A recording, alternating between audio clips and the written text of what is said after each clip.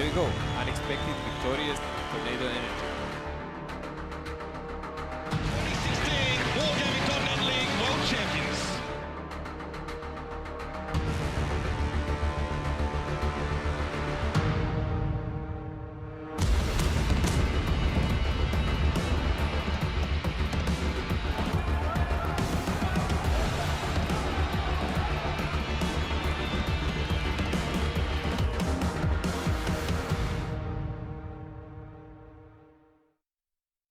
Hello and welcome back to the WGL APAC Season 2. We're now into day number 3 of our second week, Alex. And, well, it's the final day of this week, but I think we've got some good matches coming up to round out the week. Absolutely, I think so, John. Lots of top-tier matches in store for everyone today, and with any luck, fingers crossed, they might be a little bit closer than some of yesterday's matches, which I think it's safe to say that was one of the most one-sided days in WGL APAC history. It was very one-sided. Quite a few 5-1s, a couple of 5-0s smattered around the place there. But yes, I agree. I think some of the games today are going to be maybe a little bit closer. Some of them are looking like they might be a little bit one-sided as well. So we'll have to see how that develops throughout our night tonight. But our first match, Coalition Zoo versus Dark Wolves, I definitely think that one should be one of the ones on the closer side of things. Yeah, TCZ and Dark Wolves, it is a bit of a bottom-of-the-table clash, of course, we got first up. But you're right, it should be a close one because we haven't really seen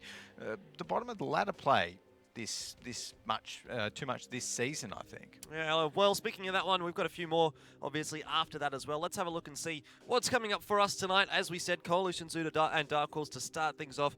Then Meltdown versus Team Efficiency. That one is a pretty important one for both of those teams. Yeah, absolutely. Team Efficiency, they've come into this this season pretty strong. Of course, rescheduling their matches from last week, but this week they've picked up a couple of Ws, a couple of wins. Whereas Meltdown, I mean, haven't been looking amazing. Well, yeah, no, they did falter yesterday, that's definitely for sure. Obviously, we'll get a little bit more into that one when we get there. Horseman and B Gaming after that one at about 5 o'clock. And then EL Gaming versus Karen Tiger to round the night out. So the first two for me are going to be the close ones. Then the second two, I think, might be a little bit more one-sided.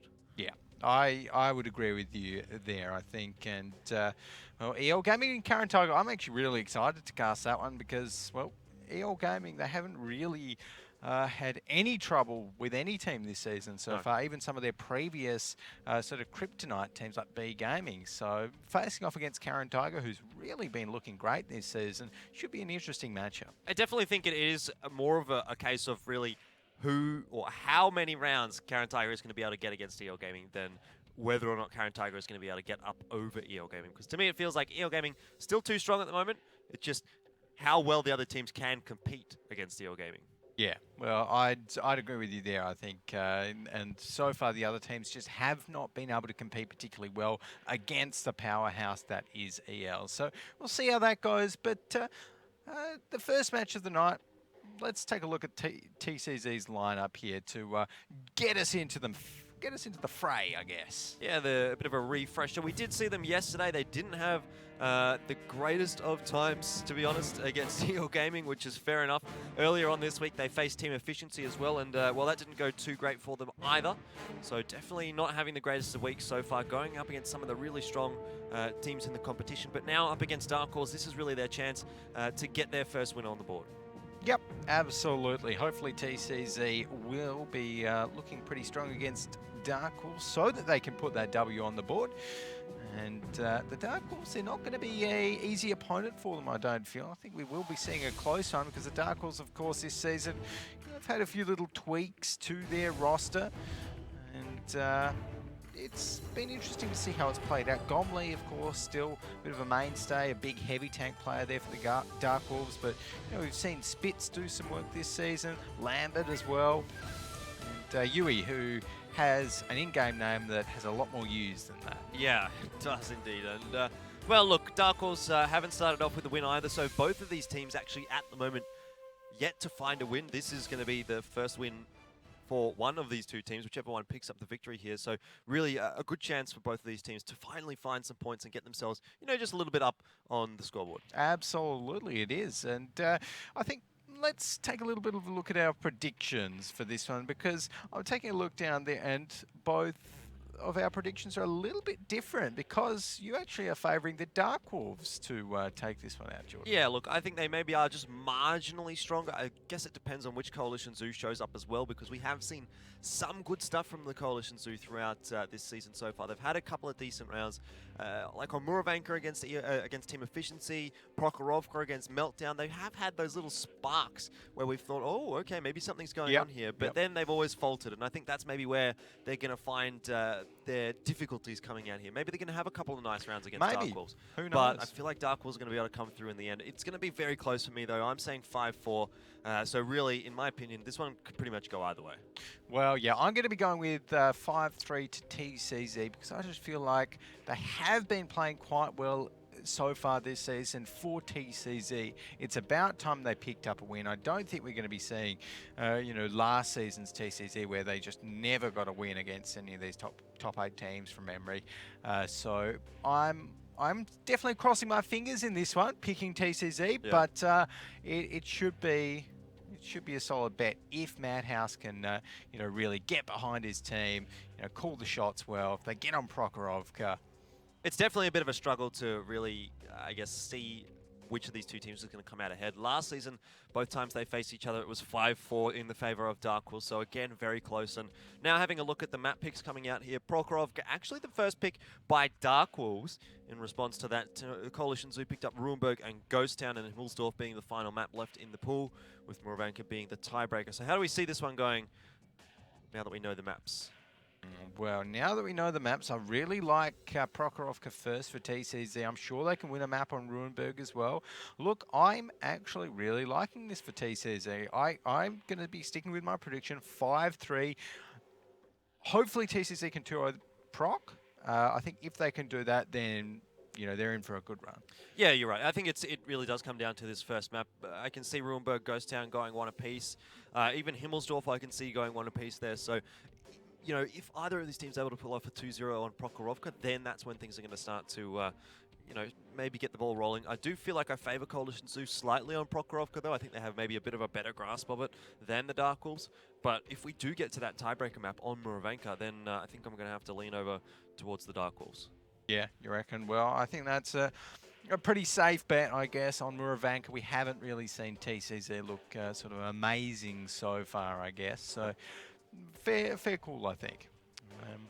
Yeah.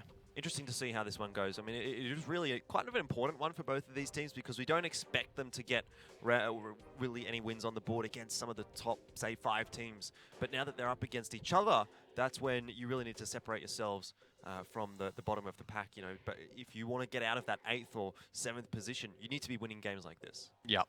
Absolutely, and that's what it's going to come down to. I think, which team maybe has the biggest hunger for this victory in this one. But either way, it's a good way to kind of start off this night, maybe a little bit slowly compared to some of the other teams that we might be seeing later on. I don't think we can expect any of the EL-style aggression from either of these teams that we might be seeing later on. They both generally play things just a touch slower. I think is safe to say, particularly when TCZ pick their E100s on maps like Prokhorovka, maps like Ghost Town that we've got in the pool today. I think we're going to see an E100 on Prokhorovka. I think that's a bit of a stretch. Did I say Prokhorovka? You did say Prokhorovka. I meant Himmelsdorf and Ghost Town. Yeah, I don't think we'll be seeing it on Prokhorovka. But, no Himmelsdorf until later on tonight here between these two teams. So it's going to be a bit of a struggle maybe for them to get even to that point. We'll have to see who gets an early upper hand. Prokhorovka and Ruinberg, the first 2 maps. I think there's a good chance we might see a 3-1 starting out here. Ruinberg going 1-1, Prokhorovka 2-0, but I'm not sure which way that's actually going to go. Yeah, well, it's interesting. I mean, the Dark Wolves, they haven't really impressed me too much on Prokhorovka to date. And not really a team that you think of, oh yeah, they're amazing at those sort of open maps like that. They do like to generally pick an artillery piece on Prokhorovka, so perhaps when we get into the tank lineups, that's what we might be expecting. They do like to go for the Lorraine a little bit more than that M40, so preferring the kind of accurate, a versatile artillery piece over that one-shot wonder. Yeah. So I think it also depends a little bit on what side they're playing on. If they're on the defense, I can see them picking the M40-43.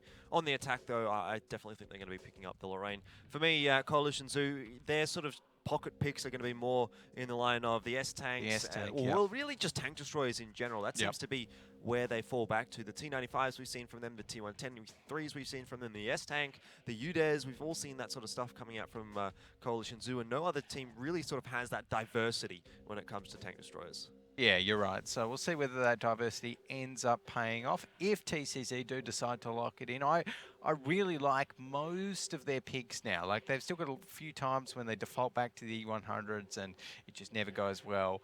But as long as they're kind of getting out of those E100s into these new kind of power picks, the S-tanks, the T95s, that sort of thing, then I think they're really in their comfort zone, it feels like. Yeah, and it's also another thing which maybe some of the other teams aren't going to be ready for when they're picking these sort of different tanks. Yep. You know, the guys aren't going to be so used to playing against that kind of tank in a WGL setting. They're not going to know the angles that maybe the S-tank can hold, or the UDES, the boost that the UDES is able to do. So if Coalition Zoo maybe can catch them off guard with something like that, obviously we might see that on something like Steps, which isn't in the map pool tonight. But Prokhorovka, I don't think we're going to see, obviously, any boost from the UDES. Runeberg, not really. But Ghost Town, maybe we see something coming out there. Himmelsdorf, it's unlikely as well. But definitely options available here for Coalition Zoo to go for some of those more pocket strategies. Yeah, absolutely. So we'll have to wait and see what they do decide to go with. But in the meantime, guys, of course, it is Sunday, and Sunday here for the WGL APAC live stream does mean that we have a few fun goodies and quests in store for everyone watching live at live.wgleague.net. Of course, you can click that quest tab down the bottom right once you're logged in and have a chance to participate and win some cool prizes. We gave away some 200 gold and 1-day premium codes last week. Of course, had some codes for some 100% XP boosts. I wouldn't mind a couple of those, Jordan. 100% XP boosts are nice. I would like a bit of premium. I'm at the moment playing on a standard account, so it's taken me a while to get through some of those tanks. But I just picked up my Bat Chat AP.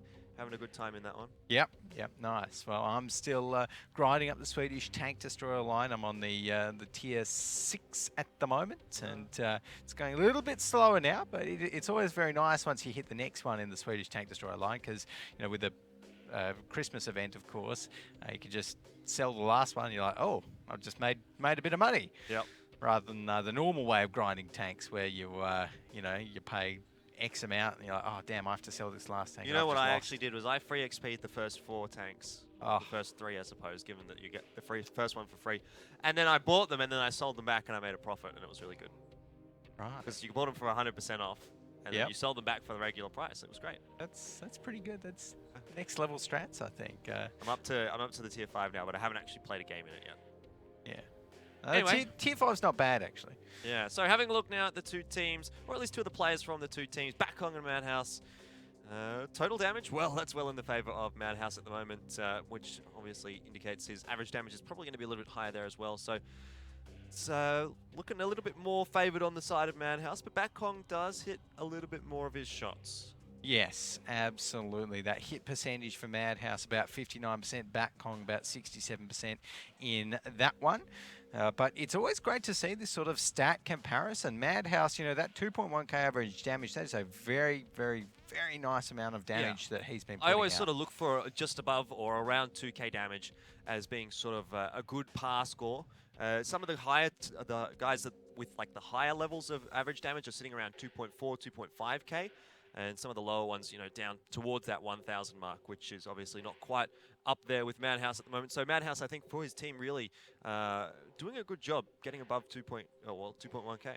Yeah, absolutely. So good on Madhouse for that. And I'm sure when we listen to Madhouse tonight in any of those listen-ins that we've been doing on TCZ's side, then, you know, we'll be able to hear him, you know, controlling his team and essentially dealing damage for them by telling them where to go. So it's, I think Madhouse seems like a pretty good captain to have for TCZ. What do you reckon, George? Well, he seems very micromanagement heavy. I don't know. Maybe if you want to play a little bit more on the side of like making your own decisions, that could potentially be something that you wouldn't like so much. But if you're the kind of person that maybe likes being told where to go, what to do, and really being micromanaged, then I think that could help It depends on really what kind of a player you are, and it certainly seems like Madhouse is obviously one of those micromanagement heavy captains. Yeah, absolutely. You know, in another life, maybe he you know, plays an RTS or something as well. Who knows? But look, it's very interesting to see all of the different dynamics of these players in the league. Of course, you know, Madhouse, he's like we said, a lot more micromanagement focused. But then, you know, there's some of the guys on Dark Horse, for example, that really are just all like super strong mechanical players. You know, they'll know the exact angles to peak that. You know, in Himmelsdorf, they know the exact kind of side scrapes that they're able to do, the penetrations that they're able to kind of get in various tanks. So overall, some very, very skilled mechanical players in WGL APAC. And I think as a kind of more casual tanker myself, it's been a while since I've played in any competitive tanks format, including Clan Wars. It's been really good to see because it kind of inspires you a little bit, I feel, Jordan, when you see these pros, you know, making the big moves and you know, like showing such skill in tanks and such mechanical knowledge. It really makes me personally want to go back out there, get into a random battle, you know, pick a tier 10, pick a batch head or an object 140 or, you know, some fast tank like that and pretend I'm good. Yeah, I did actually have the opportunity to play some sort of scrim games with some of the WGL players, and it was my first time really playing the 7v7 format, and it kind of, I guess, gave me an indication really on how quickly things can change, because you can sort of be sitting around spotting for 5 minutes, and then all of a sudden the attacking team pushes in, and it's just chaos everywhere. People shouting at each other, and you've kind of got to figure out where you've got to fire, and there's so many different angles. You know, things are so much different from a pub game into a 7v7. The game is played so differently, and the angles are played so differently that you really need, it's kind of almost another entire game, really. You just have to have a different kind of awareness on every single map. Yeah, that's right. Speaking of every single map, it is time to head into our first one here, Prokhorovka. Of course, the wide open map with both flags on one side each of the railway line. Could see a 2-flag push, could see a 1-flag push up the 1 and 2 line, which offers a lot of camouflage, of course.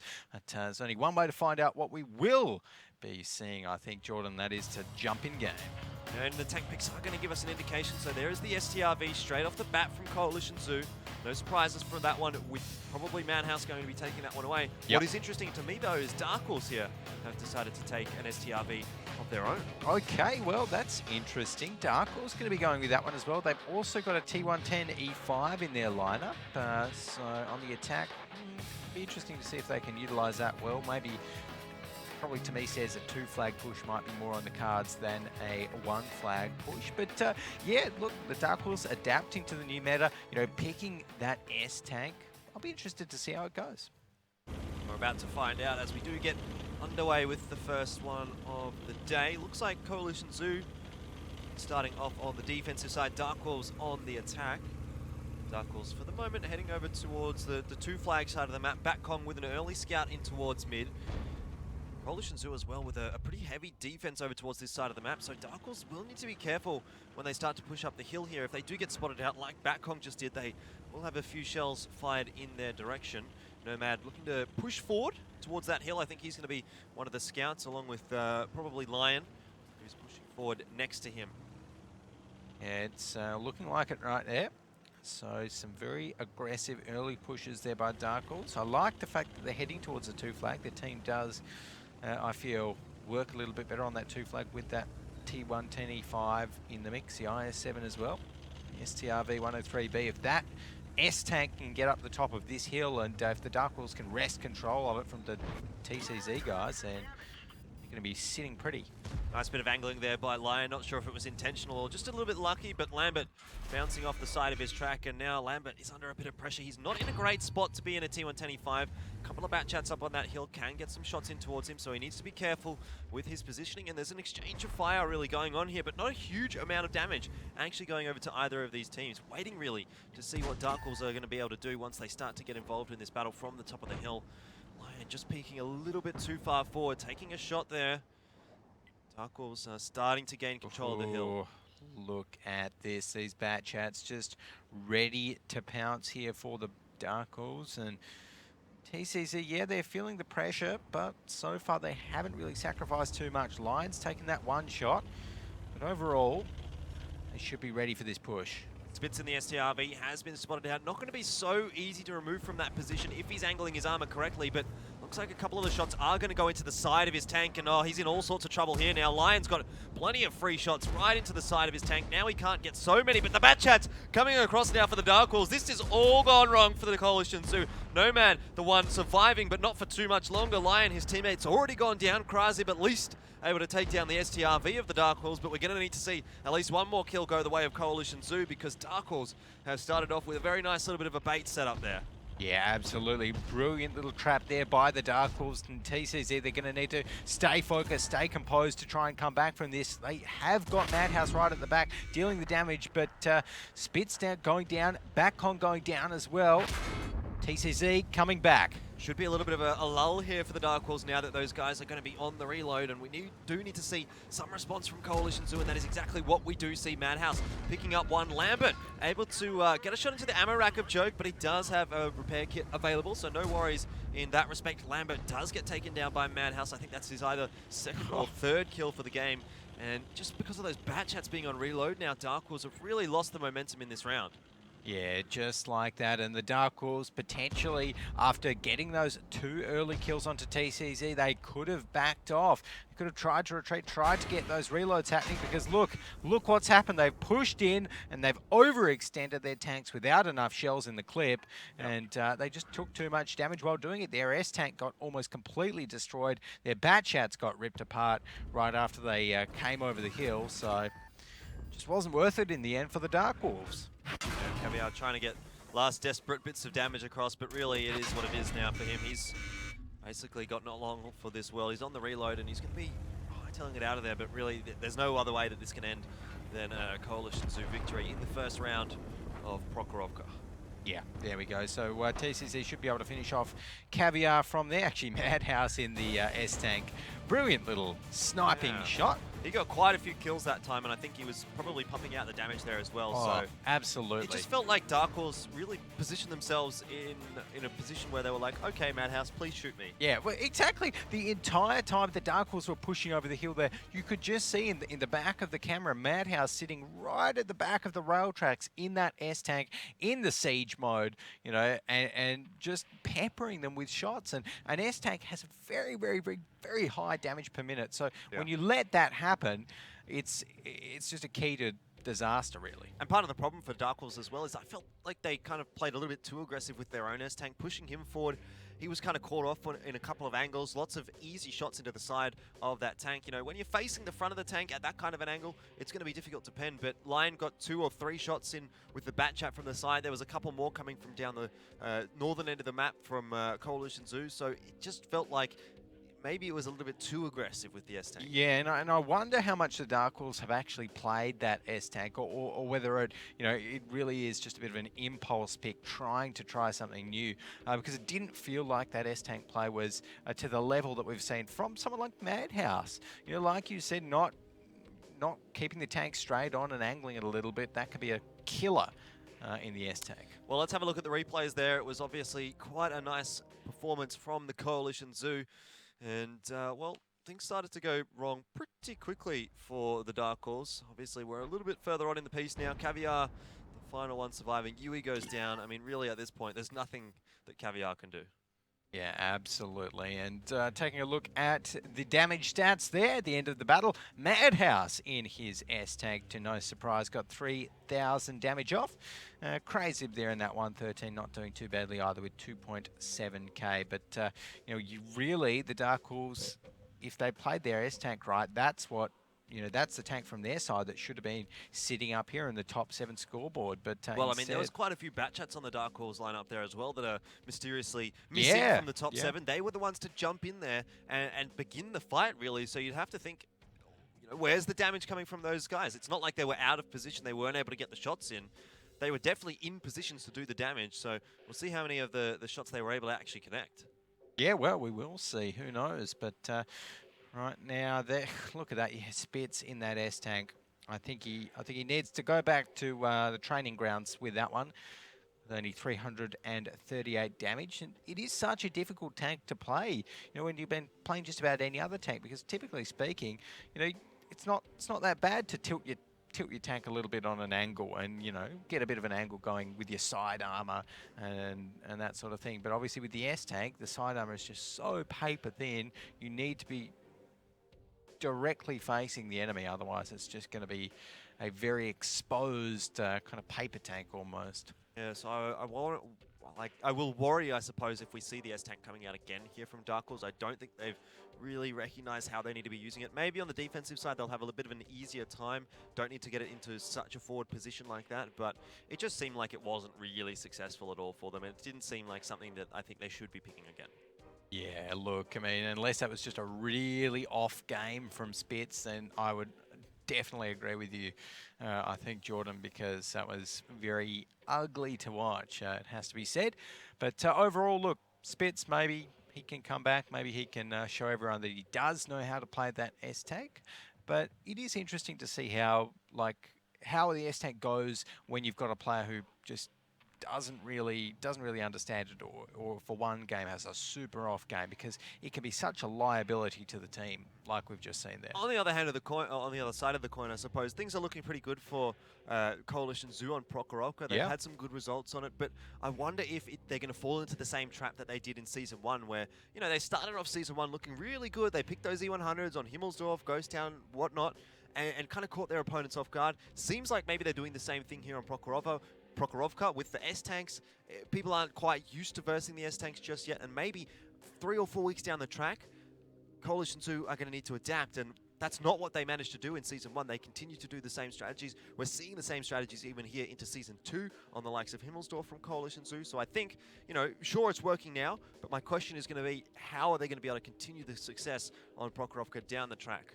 Well, that's a very good question, I think. And guys, you can let us know what you think is going to happen in this one. Of course, we'll be running polls all throughout the show on our... Like whose hair is better? Like whose hair is better? Me. Well, by 1%. I am the 1%, Alex. It was actually 2 because it was 51 to 49. So let's be fair. You know, close enough. 1% it would have been a draw, and you know, you could have forgiven everyone. But the 51-49... Honestly, I was actually a bit surprised it was that close. Yeah, me too. To be honest, I was like, oh, I must have won this by miles, and I was a bit disappointed to only get 51%. Look, they love the hair, what can I say? Give the fans what they want. Maybe they were just meme votes. No. I think that was probably what the case was. Please don't do that on camera. How embarrassing. For you? Or for you? No. You know, I think maybe it was we might quite actually both lose to Rogi if it comes into that sort of a situation. Oh, you reckon? Maybe. I don't know. I'm not a big fan of Rogi's here. I think it kind of tries to be mine, but it never tries to be yours. You know? Maybe yours trying to be his. Oh. I've got my own kind of style, but you guys are a little bit the fluffy, wispy kind of flowy hair. I don't know. Digressing a lot, but you know what? That's what we love to do here in APAC. Exactly. That's the APAC fun times. And, you know, we did go live on Facebook before this for a bit of a Facebook Live pre-show. Anyone that wants to check that out, head on to facebook.com/WG League and check that VOD out. But anyways, it is almost time again for TCZ to go live against Dark Wolves here in Prokhorovka. This time, of course, we do swap the sides. For any new viewers that might be kind of wondering how this format works, it is the same as last season, 7v7. Players pick 6 Tier 10 heavy tanks and 1 Tier 8 tank, or 2 Tier 9s in place of the Tier 8. Alrighty, Alex, I think we've waffled on just enough now for the tank lineups to be ready. So let's go ahead and have a look and see what they're going to be rolling out with here in the second round of Prokhorovka. It's an M4043, a Kranwagen for the Dark Wolves. Okay. It's an interesting kind of mixed bag, really, for them. We don't actually often see the M40, M43 from the Dark Wolves. Typically, at least last season, they really did prefer the Lorraine. But, I mean, look at that. They are going to be going with it. I like the Kranwagen pick there. Again, the T110E5, never a big fan of, but that's how it is. TCZ, though, really aggressive lineup on there. So they've got the 113s. They're going to be leading the pack. STB is going to be behind them. They've only got one bat chat, so they're probably looking for a drawn-out brawl. Yeah, with well, I think they're that going to one. be relying on the STRV to be putting out quite a bit of damage as Yeah. well. I mean, the STBs are actually quite a high DPM tank. The problem is Yep. sometimes the gun can be a little bit trolly. The shots or the shells go in the wrong direction or not necessarily where you would have ideally wanted them to go. It doesn't have the greatest of accuracy, but if it's hitting his shots, if you're having a good day in the STB, you can really start to pump out damage. Yeah, absolutely. Of course, that STB's gun with about 330 mils of penetration and 2.9 thousand damage per minute. Yeah, 2.9 is quite a lot. Yeah, oh, absolutely. So, if they can make that work, then TCZ are in the blue. Right now, they're in the F line as they're pushing up towards that 2 flag. Interestingly enough, Dark Wolves haven't really gone for a 2 flag defense at all, instead focusing on the 1 flag, maybe after looking at what TCZ did last week. But remember, they've got the artillery here, so they obviously are going to be in for the slow game a little bit more. They'll be using that artillery to try and get some pretty easy resets if they can. Trouble is, they don't really have a scout tank. They really have to rely on the bat chats to get those spots. So, you know, they don't have a tier 8 tank that they can really sort of sacrifice almost in a sense. And, well, they've kind of all fallen back a little bit. That's going to take them a little while to actually get over to this flag. And with only 20 seconds left on the clock, I think they're going to have a bit of trouble getting the resets here unless the artillery is able to hit a shot. Yeah, well, hopefully for the Dark Wolves' sake, that Artie is going to be able to hit a shot. And, yep, there we go. They're spotted. 15 seconds Revolution left. took a big chunk of damage there as well. It wasn't from the artillery. He's down to 235. The Artie shot does miss, but overall it's a pretty good trade from the Coalition Zoo so far. Yeah, not too bad at all, actually. Taking Revolution so far down, and his driver's down as well. It's going to make these a little bit slow. They need another reset, though. 5 seconds to get it. Yeah, I don't know if they're going to be able to get this 2 one, seconds. Alex. Oh, the reset does come out just there from Gomli, but this one is really super duper close at the moment. Let's jump in with the Coalition Zoo and see if we can have a listen in for their communications.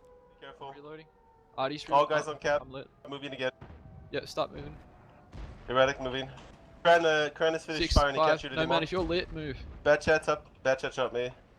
I'm gonna finish Oh, him. Artie shot, fired, Artie Artie shot. 4 seconds. Artie Get down, fired, get 4 safe, seconds. get back up. Get to Nomad, get to Nomad. And Got it, yes, well done. Easy player.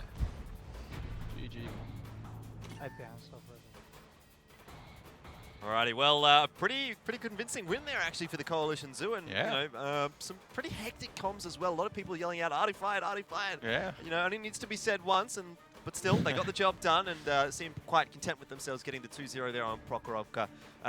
You know, as we said, if a 2-0 comes out here on Prokhorovka, that's when things are going to start to look pretty good for that lineup, and Coalition Zoo have managed to secure that. Dark Wolves heading on to Ruinberg, heading on to Ghost Town, they're going to have a real uphill battle now. Yeah, 100%. And that's the result which I really wanted to see from TCZ on Proc. They're looking super strong, and like they were both very convincing wins that we've just seen then. You know, with lots of tanks left alive for TCZ, and the Dark Wolves not really giving them too much of a fight, I guess, in either of them. So overall, great little start there, and we could hear in that comms there with TCZ, lots of communication, lots of, you know, yelling at, "Oh yeah, Artie's here, get back." So they knew what to do.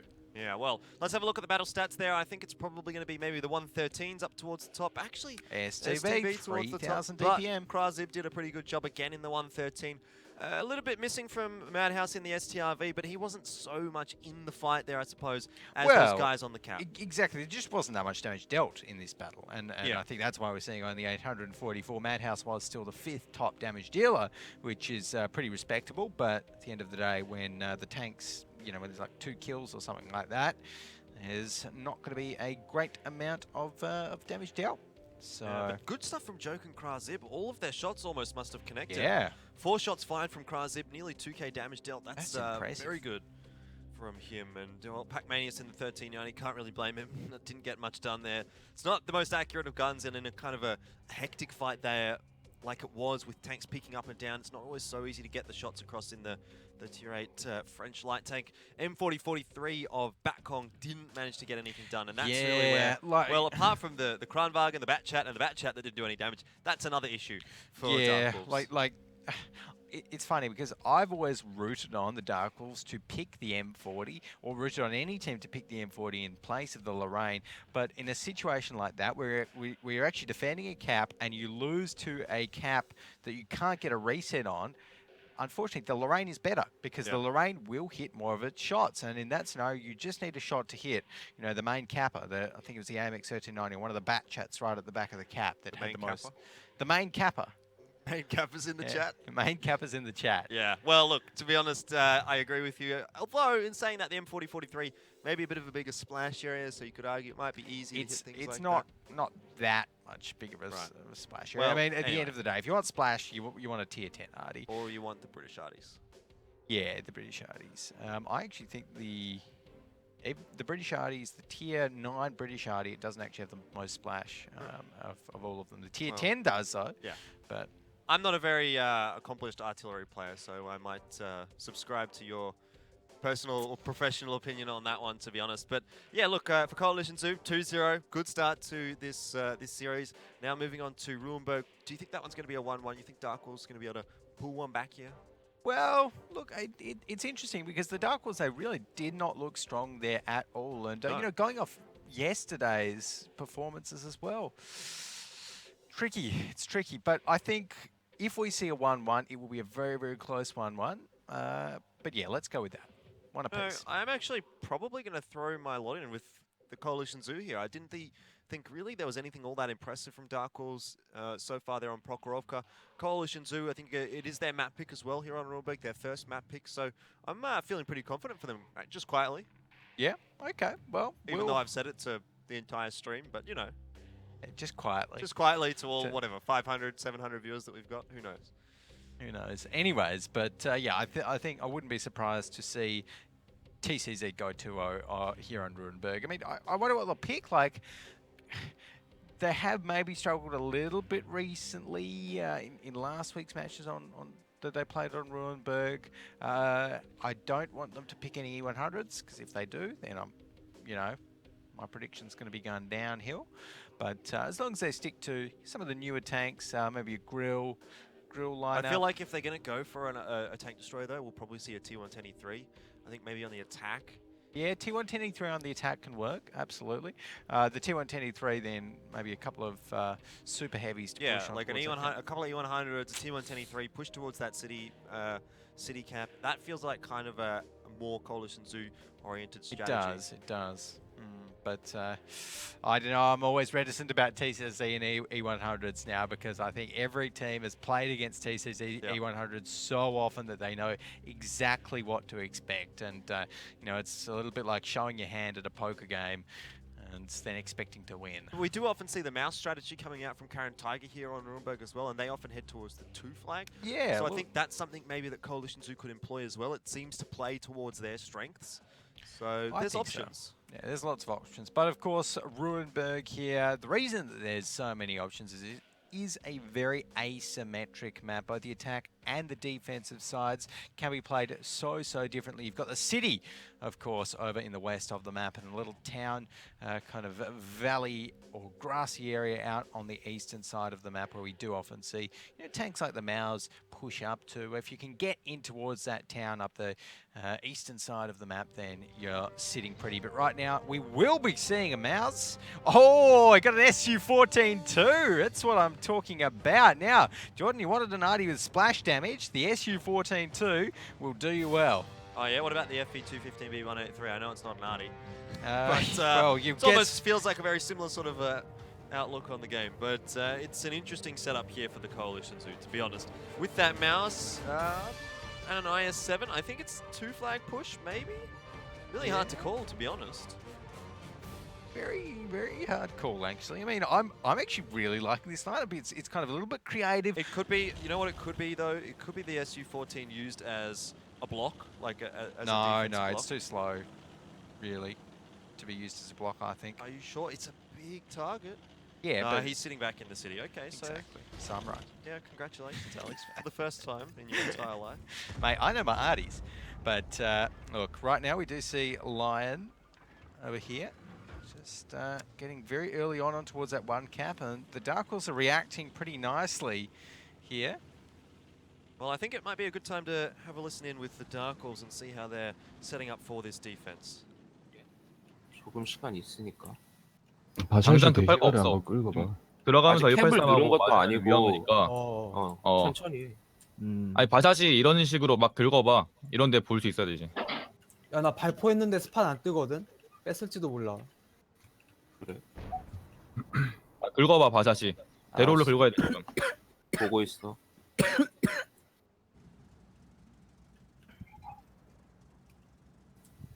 이 다음에 안 적들이 뜨는데 아무것도. 대기해 그럼 어디로 위주로. 말고 대기해 대기. 적들이 어디로 오면 어떻게 할지 각자 생각해둬야 돼. 오케이. 아무것도 안 떠. 나도 스판 안 뜬다. 그럼 거기가- 여기 모여 있을 수도 있겠네. 나 막 쏘면서 지랄 발광하는데 나 육감이 안 떠. 얘네 그냥 타이밍 자야. 타이밍 재고 있는 거야. 역으로 들어오는 거 기다리나? 그런가? 야, 뭐야 야 뭐야 야 죽여. 뭐야 저거. 저거 자주포 밀어가지고 캐팔리는 거 같아. 아니야, 어우야. 자주포. 나이스가 아니야 캐팔리는 지금. 거야. 아 지금 어이. 여기로 몰겠다고 그거? A lot of excitement there on the side of the Dark Wolves as soon as they spotted out that artillery piece. And Alex, just want to rub it in a little bit. I was right and you were wrong. Yes, I know. Well, I'm sorry I played the SU-14 to a lot in my time. I personally love it, but you're right. In the city, it's not really going to be able to shoot much. So it was, potentially a good idea for TCZ to use it as a shield like that. Now, I don't speak much Korean, but I know Naisu is a pretty universal word there, and they did take out the SU-14 straight off the bat, which is going to make life a little difficult here for Coalition Zoo to push it all the way up there, but Madhouse slowly but surely, at the snail's pace, getting it forward. Comley has taken a little bit of damage in the meanwhile as well, so I'd say things are going pretty well actually for the Coalition Zoo at the moment. Yeah, look, I'm pretty happy with how TCZ is hitting, but oh, look at this. Yeah, now this is going to work for the Dark Wolves. They've said, okay, well, you're pushing a shield right up towards that cap. We'll just come in behind you and surprise you from behind. Well, they do have... Well, they're not really going to surprise them, I don't think, because they're all spotted out here at the moment. But the main thing here for Dark Wolves is they essentially have an extra gun in the game. That SU-14 already dead, so they know they can take the 6v7 here, and hopefully from that point they'll be able to win it, sending the IS-4 forward first. But the mouse here for Coalition Zoo, soaking up so many shells, and as of yet hasn't actually taken any damage.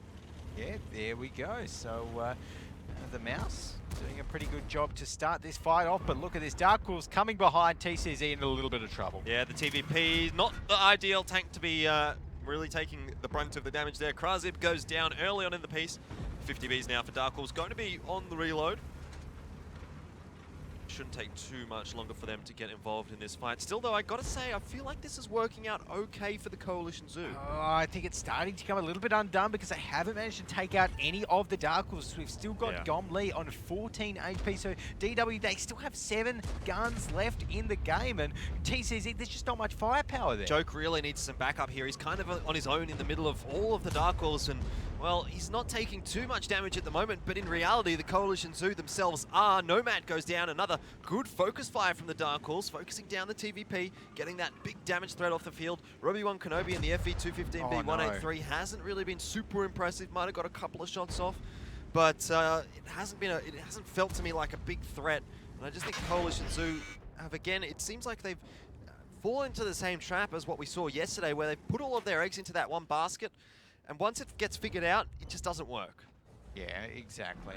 And right now, it should just be a matter of cleanup here for the Dark Wolves. Have to be a little bit careful. Some of them that are on low health, but just like that, I think Lion might have even ricocheted that one off of Lambert.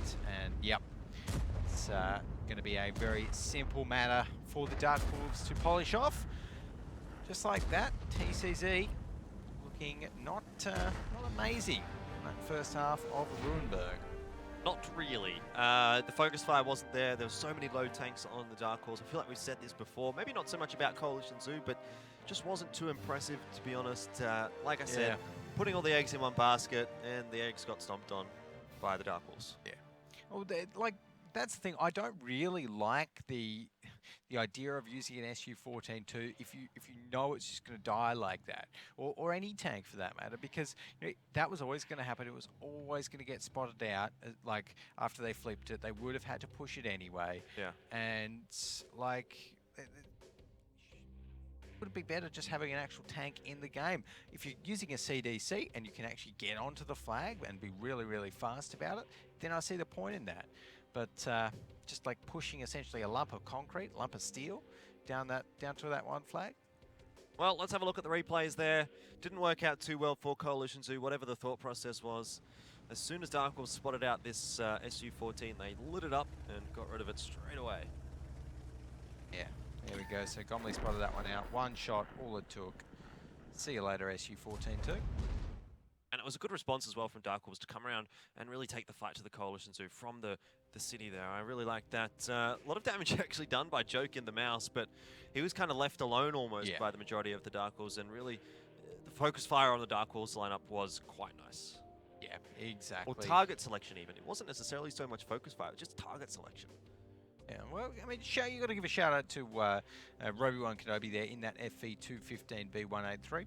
Yeah, I think he must have been the one that got the big shot into the 113 early on. I saw the 113 dropping, but really, you know, just still didn't feel like too much of a threat. The angles that it was watching were not the angles that the 50Bs or the Batchats were coming along in. Yeah. You know, that's always the issue, and that TVP Crazer dropping out so early for TCZ did not help them at all, and unfortunately Madhouse there in that IS-7 wasn't able to make that much of a dent. As 815 damage with 6 shots fired, really would be looking for a little bit more than that. Well, 2-1 now, still in the favour of Coalition Zoo, but Dark Wolves are starting to mount maybe somewhat of a comeback. Second half here of Ruinberg, they will be moving over to the attacking side. We all know my thoughts about Ruinberg. It does favour the defensive side, so a bit of an uphill struggle here for Dark Wolves, but Coalition Zoo, they didn't seem too comfortable there on Ruinberg. Yeah, they kind of had a strategy set up for it, but yeah, I'm not so sold on it. No, there was like obviously a strategy that might have worked once in a scrib, or maybe they've never even tried before at all and only tried amongst themselves and just said, oh yeah, this is going to work 100%. But I feel as though even when they pushed the SU-14-2 onto the cap, it wouldn't have been like some amazing insta-win strategy anyway, because like you still have to actually shoot. Yeah, you still actually have to, you know, pressure people with that IS-7 that's behind the, you know, the SU-14-2 in this scenario, and you're not really able to. It's not like a CDC where you can poke over the kind of big turret. It's just a big block of metal that's, you know, blocking everything off. The theory is that it makes it almost impossible to reset without gaining control of the city, and that's what those guys towards the south are for. So I can see the sense in it, and I can understand the SU-14. It would have been a great sort of big barrier if they had have got it into position. Would have been impossible to reset that IS-7.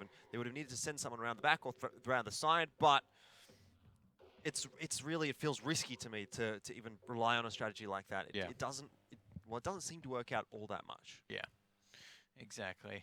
And yeah, well, you called it, I guess. The SU-14-2 was used as that kind of blocking tank, if you will, and a little bit disappointing for me to have see that SU-14-2 used only as that so far in WGL APAC. We didn't see it picked at all last season. Of course, one of the issues with the SU-14-2 is that it has a very narrow sort of arc of fire as an artillery piece. So you really do need to kind of aim it down one particular line and then just not move at all. Unlike some of the other artilleries that we see picked, M40, M43 got a much larger arc of fire, the Lorraine even larger than that, so. Yeah, well, I mean, I don't think we're going to be seeing it all that often here in APAC. I think we're going to be sticking with the tried and true 40-43. I guess so. And the Lorraine, even if we're to see anything apart from that, something like a Conqueror gun carriage is really all we do tend to see, I suppose, apart from some sort of strange strategy like that. So seeing what Dark Wolves are going to do here on the attack is going to be the real question coming out now in round number 4. I don't think we're going to be seeing anything too crazy like what we just saw from Coalition Zoo. Maybe just a couple of IS-7s, maybe a couple of Batchats, jump them in towards the 2 flags, something like that. Yeah, well, there's one way to find out. Let's take a look at what tanks we are getting into this next one. We've got an Oods. We've got a lot of FV215Bs as well. Wow, Dark Wolves going old school with We've got an Oods and an STRV, by the way. Okay, very interesting. Defensive picks there by TCZ. I wonder where they're going to be able to put that STRV. Maybe back where we normally see the grills on that kind of A-line, potentially. Suppose so. But to me, having 2 tank destroyers. Well, the Oods is really just going to be a scout tank. It's got a pretty good camo value. It can get to places fast. It's the Utilidudes. I don't even know, Alex. I don't know how you came up with that one. How did you come up with that and not Karen Tiebreaker is beyond me. more creative. But anyways, TCZ, they're going to be heading out towards a 2 flag, and we are going to be seeing the Dark Horse probably heading out in the same direction from the looks of things. Honestly, the Dark Horse lineup, to me, it really wants to get itself in towards that 2 flag, in towards that town near the 2 flag, and just get into a bit of a town brawl, poke around corners, that sort of thing. And I don't mind this position actually from the UDES. It's going to be pretty hard to remove from there without actually being pushed over the tracks. You know, normally we see a 54 lightweight, maybe even a WZ-132 if they're going to take that kind of a scout tank. But with the angling of the the angle of the hull that the UDES has, it's going to be almost impossible to actually get a shot into any of the flat parts of the armor. So it should be almost always an auto bounce.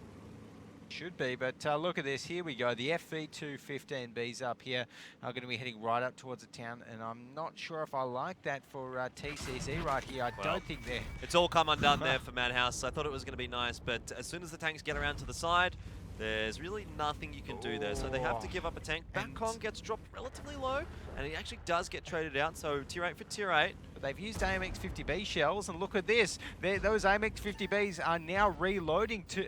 At least one of them is, and the FV215Bs, they're pushing into the town. Yeah, exactly what they need to be doing here. Getting a bit of damage across. In fact, quite a lot of damage. Lion in his 50B being primaried down by the Dark Wolves. Good focus fire coming out from them. Nomad as well, taking a few shots from Gomley.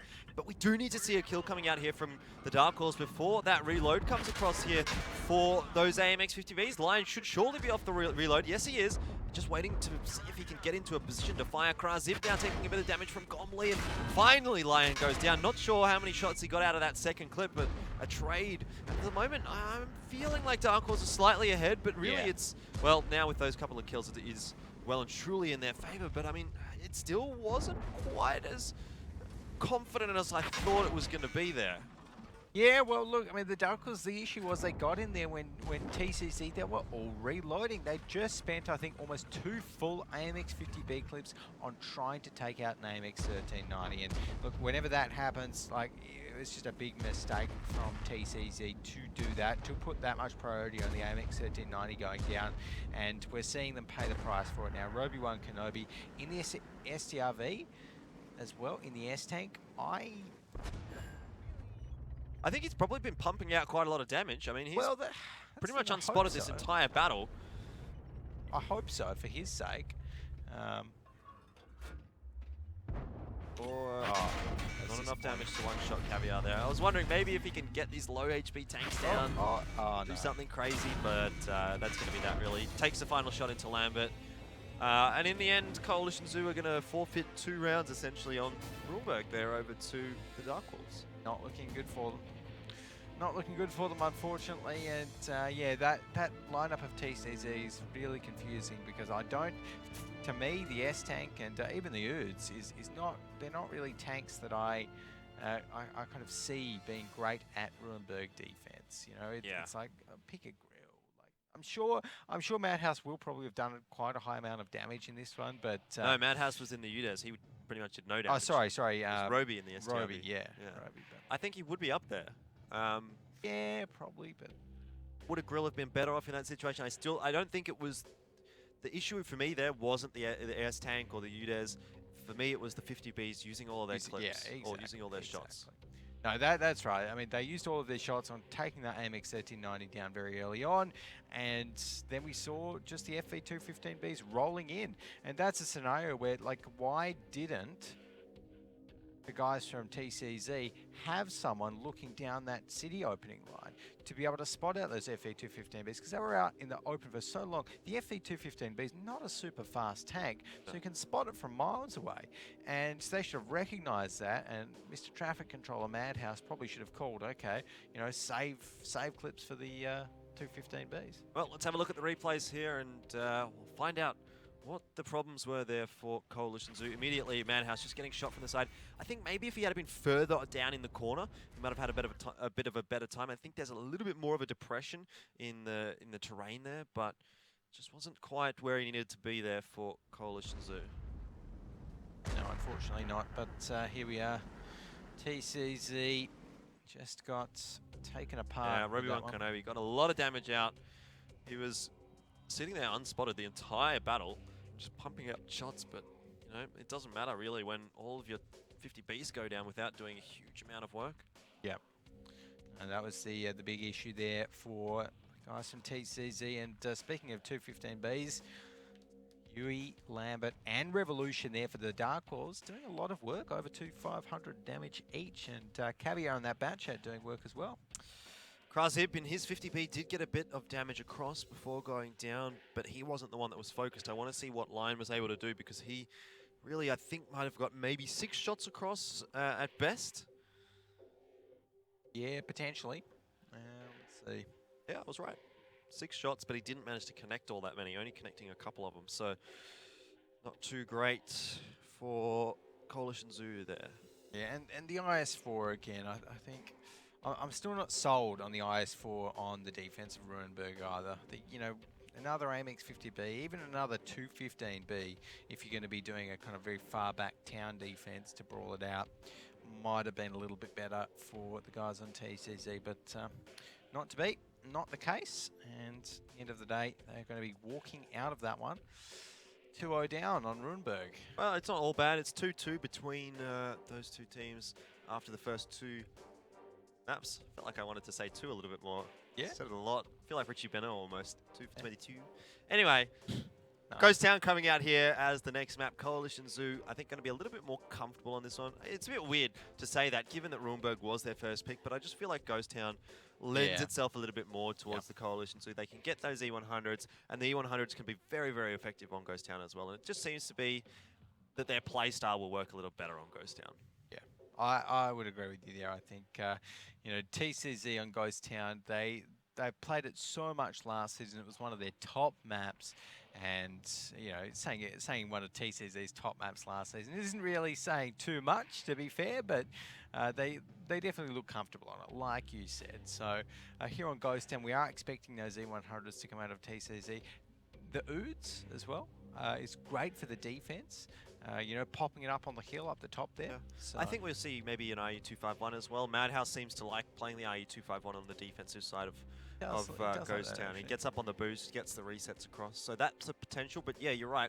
An S-Tank or a UDES potentially able to jump themselves up on the boost. A lot of tanks can actually get up on the boost. Even a Grill can get onto that boost. So that's maybe not something that we're going to see from Coalition Zoo, but definitely an RU251 or an STRV I think would be to be expected.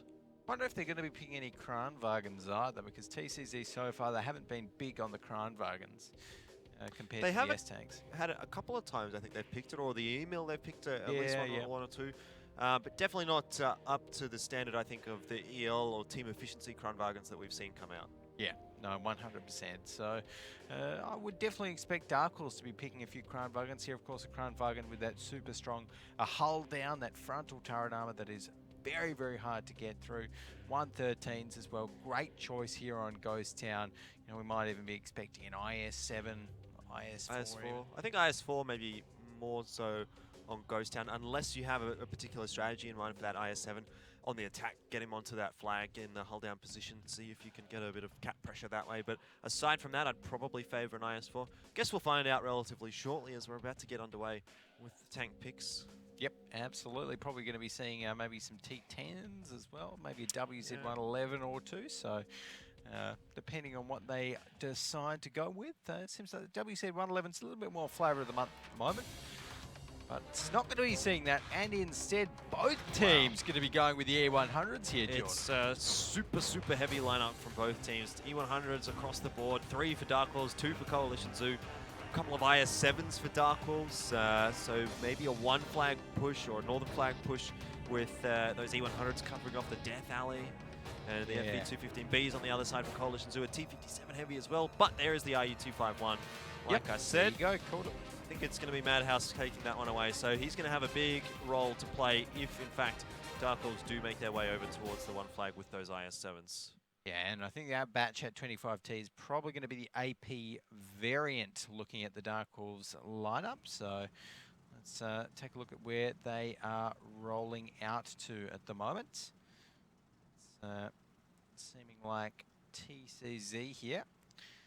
They're either Yeah. I They're was not about- rolling out really very far, are they? No, they're not. So it looks like they might have just needed a quick little You reset can see there. like the little turrets. Yeah. backwards. We're like, what's No. going on? You want to do that again? No, we're not putting this one into the replay. Into the replay montage. I'm hoping I get in the replay tonight. Yeah, Yeah, because you've had your moments. Now I need mine. you're not fun enough, Jordan. Am I? No. No, I like to be the realist here. I'll let you and Max do the dreaming. So, think that maybe someone can beat EL Gaming, but I'm always here to bring everyone back down to earth. Say EL Gaming's going to win. And by the way, I've got pretty much all my predictions right so far this week. Just saying. Have you though? Well, Have we'll you? see how this one goes. I'm not too sure because I recall you in the last match last night. That's the only one I've had wrong. Yeah, The well, only one. Every other one has been correct. I got that one right. Congratulations. The other One, ones were one out easy of what? predictions. 6? Well, I'm a dreamer. You are a Jordan, dreamer. So You are definitely a dreamer. But, well, let's maybe dream about what's going on here for Dark Wolves with that kind of a super heavy lineup. probably going to be just a one flag push. They can send one, even two of their IS-7s up to the one flag. They can sit them down right there. The rest of their heavy tanks, they can go kind of around the kind of little streets near that one flag, sit there, sit looking at the kind of little, I guess, area around that one flag in those streets and just go for a brawl. It is very, very simple. Anyone, if you're a good heavy tank player, you could play in the Dark Horse lineup right now because their strategy is not going to be rocket science. It's just going to be down to TCC to see, one, if they can get the resets, and two, if they can break that super heavy hold that the Dark Horse are going to be getting themselves into very, very early on this game. I wonder if the FV215Bs, though, for Coalition Zoo are going to have enough damage to get through those IS-7s, get through those E100s, because you will be losing trades against E100s. There's 3 E100s on the field, 700 alpha, 750 alpha or so. For the FV215Bs, around 400 alpha. So it's not a great trade. And even the IS-7s do have a little bit more alpha than the FV215Bs. Well, you're right, exactly, but that just means they have to go in those sorts of scenarios, An FV215B that kind of gets in there and, maybe mucks a little bit about with the E100's turret by kind of circling around it, I guess, and forcing E100 to turn, maybe miss a few shots, maybe shoot a few shots into the FV215B's turret, which is actually very hard to go through. Even if you're in an E100, I think that could work. And there's also the fact that the FE215B, it's got a really nice health pool, and going up against an IS-7, the FE215B's gun is going to be able to go through it, and I think it's just going to be able to outlast it, honestly.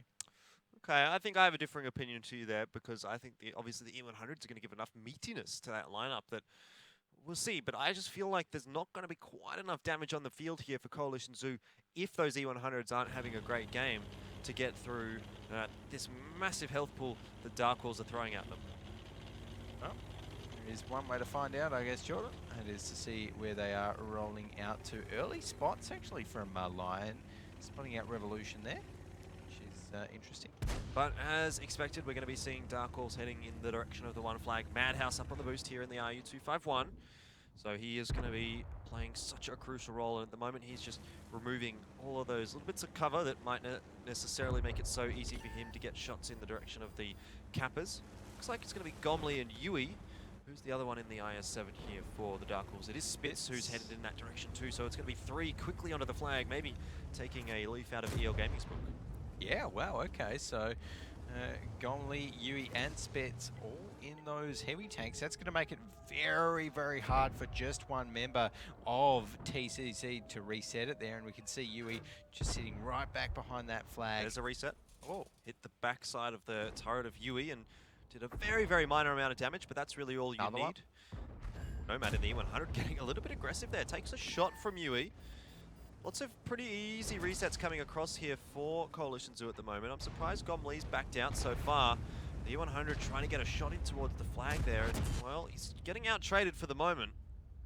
Yeah, but look, this is important for TCC because the Dark Wolves, by putting 3 of their tanks up there, they've meant that they have to be a lot more cautious here in the town with the rest of their tanks. They can't just go in and fight TCZ because they're going to be outnumbered. And now that that cap's not really worked, I think Oh. TC's here in a good spot. One of those shots from the E100s went awry, but the other connects into the Dark Halls. Health pool's looking fairly similar at the moment, but Coalition Zoo starting to make their way forward. Joke takes a shot. Nomad firing one off. It doesn't connect either. A few of these shots being missed by the Coalition Zoo. Another one bounces off the front it's of Lambert. costly. Caviar does take down Joke, and you're right, that is very costly here for the Coalition Zoo. A big chunk of their potential damage off the field now, and another one going awry. Not quite so sure why the shot was going right into the angled armor there of the E100, but Nomad not having a great time here in his E100. I think Dark Wolves have probably done enough already to pick up a win here. Yeah, absolutely. This is really, really painful to watch here for TCZ. This fight at least has gone down the toilet. I think on the other side, maybe the Dark Wolves are getting pretty low. Lambert dropped down to 477 HP. Spitz down around 500 as well. But TCZ now, they are falling left, right, and center. Pac-Man is crazy. They're one shot from death. Yeah, well, it's just not been too great across the board for Coalition Zoo. They were getting the resets quite well, but I think the E100s was really what let them down here. Yeah, 100%. We're going to be seeing them very, very low on the damage stats. And I mean, the Dark Wolves played it perfectly. They just went for the trades. They shot the E100s. They retreated back behind the next corner, and they just got their shots to hit. So, end of that. Madhouse now finally coming off his climb, and he's just going to have to walk forward here, really to his death, because there's not anything he can do against all of these tanks. Maybe if they were all on one shot, but they're not. And Revolution in his bat chat should have no troubles cleaning things up there and gets the job done. So Dark Wolves taking the lead now, Alex. Well, there you go. It seems like TCZ have really dropped the ball, I feel, on this one, particularly on the defensive side of Ghost Town there, which I feel that's a map that they should win. So Dark Wolves looking quite strong after that one. And Dark Wolves moving over to the defensive side as well. I feel like, you know, they're going to be quite content being on the defensive side here. They felt like they came into that one with a really good strategy in mind for the attack, and I feel like they're very, very comfortable here on Ghost Town. Needs to be really, I guess, the pressure falling now on the shoulders of Coalition Zoo to come out on the attacking side and show us what they've got. Ooh, yeah, exactly. And after watching them there on the defensive side, it looks like they haven't got too much because, you know, like we said, those E100s that they pick, you would expect a team that picks so many E100s to actually be able to play them well. And unfortunately for TCZ, they just don't. They just don't play the E100s too well. They don't get those shots. We're going to be seeing that reflected on the damage stats here, that all of those E100s, you know, miss so many shots. Yeah. Let's have a look at the replays first before we get into the damage stats, and we will see some of those shots missed here. It's going to be not a pretty sight. Joke, he had the right idea. He was aiming at the lower front plate of Lambert, but maybe he just didn't get quite a nice roll in terms of where the shot was aimed or where the shot was deciding it wanted to go. Still, just not enough work done by these E100s. And that's what I said. I just didn't think Coalition Zoo was going to have enough damage to get through those E100s if their own E100s weren't connecting the shots. And that's exactly what happened. Yeah, that was actually a nice little shot there from, I think it was Joke before he went down that set. That E100 on fire dealt about 1400 damage. End of the day, not quite enough to pull TCZ through. I think you can see that in the damage stats with Roby-1 Kenobi up the top of that T57 heavy. And RU251 with 2k damage, you know, that means to me, where's all the other damage coming from for Coalition Zoo? Like, what's missing? There's no way that an RU251 should be higher than 5 tier 10 tanks. No, no especially E100s, which, you know, it's only going to take 1 or 2 shots, and you should, in theory, be out damaging the RU251. So, yeah, gotta have to question what we'll see here on the second half of the scoreboard. I don't think it's going to be a pretty sight for the Coalition Zoo. No, I'd agree with you there, unfortunately for TCZ, but that Emil actually of Batcon doing a little bit of work. That was good to see. But yeah, look at that. Yeah, 1 shot from Joke, 2 shots from Nomad. Well, no, that was only 1 shot that went through. That was just 1 shot that went through and set the other E100 on fire. Yeah, that's true. Okay. So both of the E100s firing a total of 7 shots and only getting through 2. Yeah. Which is really not ideal. No, and the FV215Bs are as well, just not really getting the DPM out that they needed to for the Coalition Zoo. So I think they're going to have to go back to the drawing board for the second half here and figure out a bit of a different strategy to go on the attacking side. Yeah, because if Dark Wolves end up winning this one, then the next map, of course, we've got Himmelsdorf coming up, and I'm sure the Dark Wolves will be pretty happy picking up at least one half there on Himmels. Yeah, I so- agree. I mean, Coalition Zoo for me have felt very one-dimensional on Himmelsdorf. It seems like they've got one strategy on the defensive side. Yep. They just sit up in Yep. that sort of A1 corner, and I think teams have figured that out by now. I think they're going to be able to find out a way to break that hold and at least get one round here on Himmelsdorf. So pretty imperative, at least in my opinion, that Coalition Zoo do find at least one round here on Grosstown. I guess we'll wait and see whether they are able to or not. But in terms of the tank picks, I would like to see, honestly, those E100s go for TCZ. You know, I want to see some AMX 50Bs in there. I want to see some stuff that's a little bit easier and a little bit more forgiving when you don't get every single shot in, because, yeah, it just feels like maybe they rush, maybe they, I don't know, just struggle under pressure, those E100 drivers on TCZ. Whatever happens, I think they do need to shake it up a little bit. I'm not so sure how likely that is. They always seem to default back to the E100s, and it's not even just one or two players that seem to use it as their favorite tank. They kind of just shuffle it around the roster as well. We've seen Madhouse, Roby, Nomad, Joke, Pac-Manius, I think we've seen in an E100 as well. So really, a lot of players using that E100, and I think maybe they might be, I suppose, helped by potentially just having one or two dedicated E100 drivers where they can really get into the feel of driving that E100, maybe instead of shuffling things around like they are at the moment. Yeah, I think that is a much better idea than what they're currently doing, because obviously what they're currently doing is not working at all, Jordan. Nope. But here in the second half of Ghost Town, I'm not too sure if half a map is enough for them to completely change their team dynamic. No. Unfortunately for TCZ, but who knows? Maybe the Dark Wolves could always slip up themselves here on Well, the it's very defensive possible. side. I mean, look, Dark Wolves are not the sort of an invincible team No. at all. They do make quite a lot of mistakes, and it's punished by some of the better teams in the league, you know, like Wargaming, who had no troubles sweeping past Dark Wolves. But let's have a look at the tank lineups here and see how TCZ are going to be going about this attacking side. No surprises to see the E100s. Maybe a little bit surprised to see an STVRV and a UDES in the same lineup, though. Okay, so that's very interesting that TCZ are going to be going with the STRV. Yeah, I suppose that's going to be sitting all the way back. It's probably going to be a one flag cap attempt by TCZ. They're going to be, you know, probably putting the UDES and the STRV all the way back and supporting their, I was about to say their IS-7 on the cap, but they don't have an IS-7. Well, Alex, I kind of want to find out what's going through the head here of Coalition Zoo in those two strange tank picks. So let's maybe jump on board with them and see how the calling is going in their lineup. Alright. Roby, I'm just gonna go down free line. Watch out for 50Bs and shit.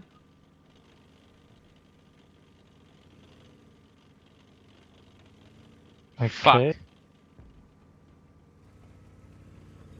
Do you wanna... Can we rush this guy? Can I you would spot wait. him? Roby, Yeah. I think if you come up, Roby, if you come in. up, I think I might be able to like get some rounds into him. Alright, you might be alright to go on him now. The 50Bs I elsewhere. just got lit. Just gonna run. Where am I looking, Joke? I'm just gonna do a fake heat. We're Ooh. blocking this. If they push, we have to prevent them from getting into this road. Oh, actually physically block. Physically block. You're just gonna fuck me. Don't stick your turret out. He shot too two much. shots. 2 shots? Fuck that. Okay, so now Sake. our bats need to be more aggressive. Right. Roby, I'm gonna go round. I just got lit. Yes, Sam. Nah, that fucking UDES has got me, man. This is fucked. Yeah, our bats need to be more aggressive and take out their bat and spot the UDES. ASAP. Alright, Roby, go Let's load go. up. Like, yeah, go full in. reloading. Go full in. Fully, I I'm got loading. 3 rounds, Just, man. yeah. With the just rest of their tanks engage up. it. Well, it was an interesting strategy, Alex, and I can see kind of where the thought process comes from with that UDES, a very flat, sort of small tank that's going to be difficult to hit on that one flag, but the boost from Caviar making short work of it in his own UDES.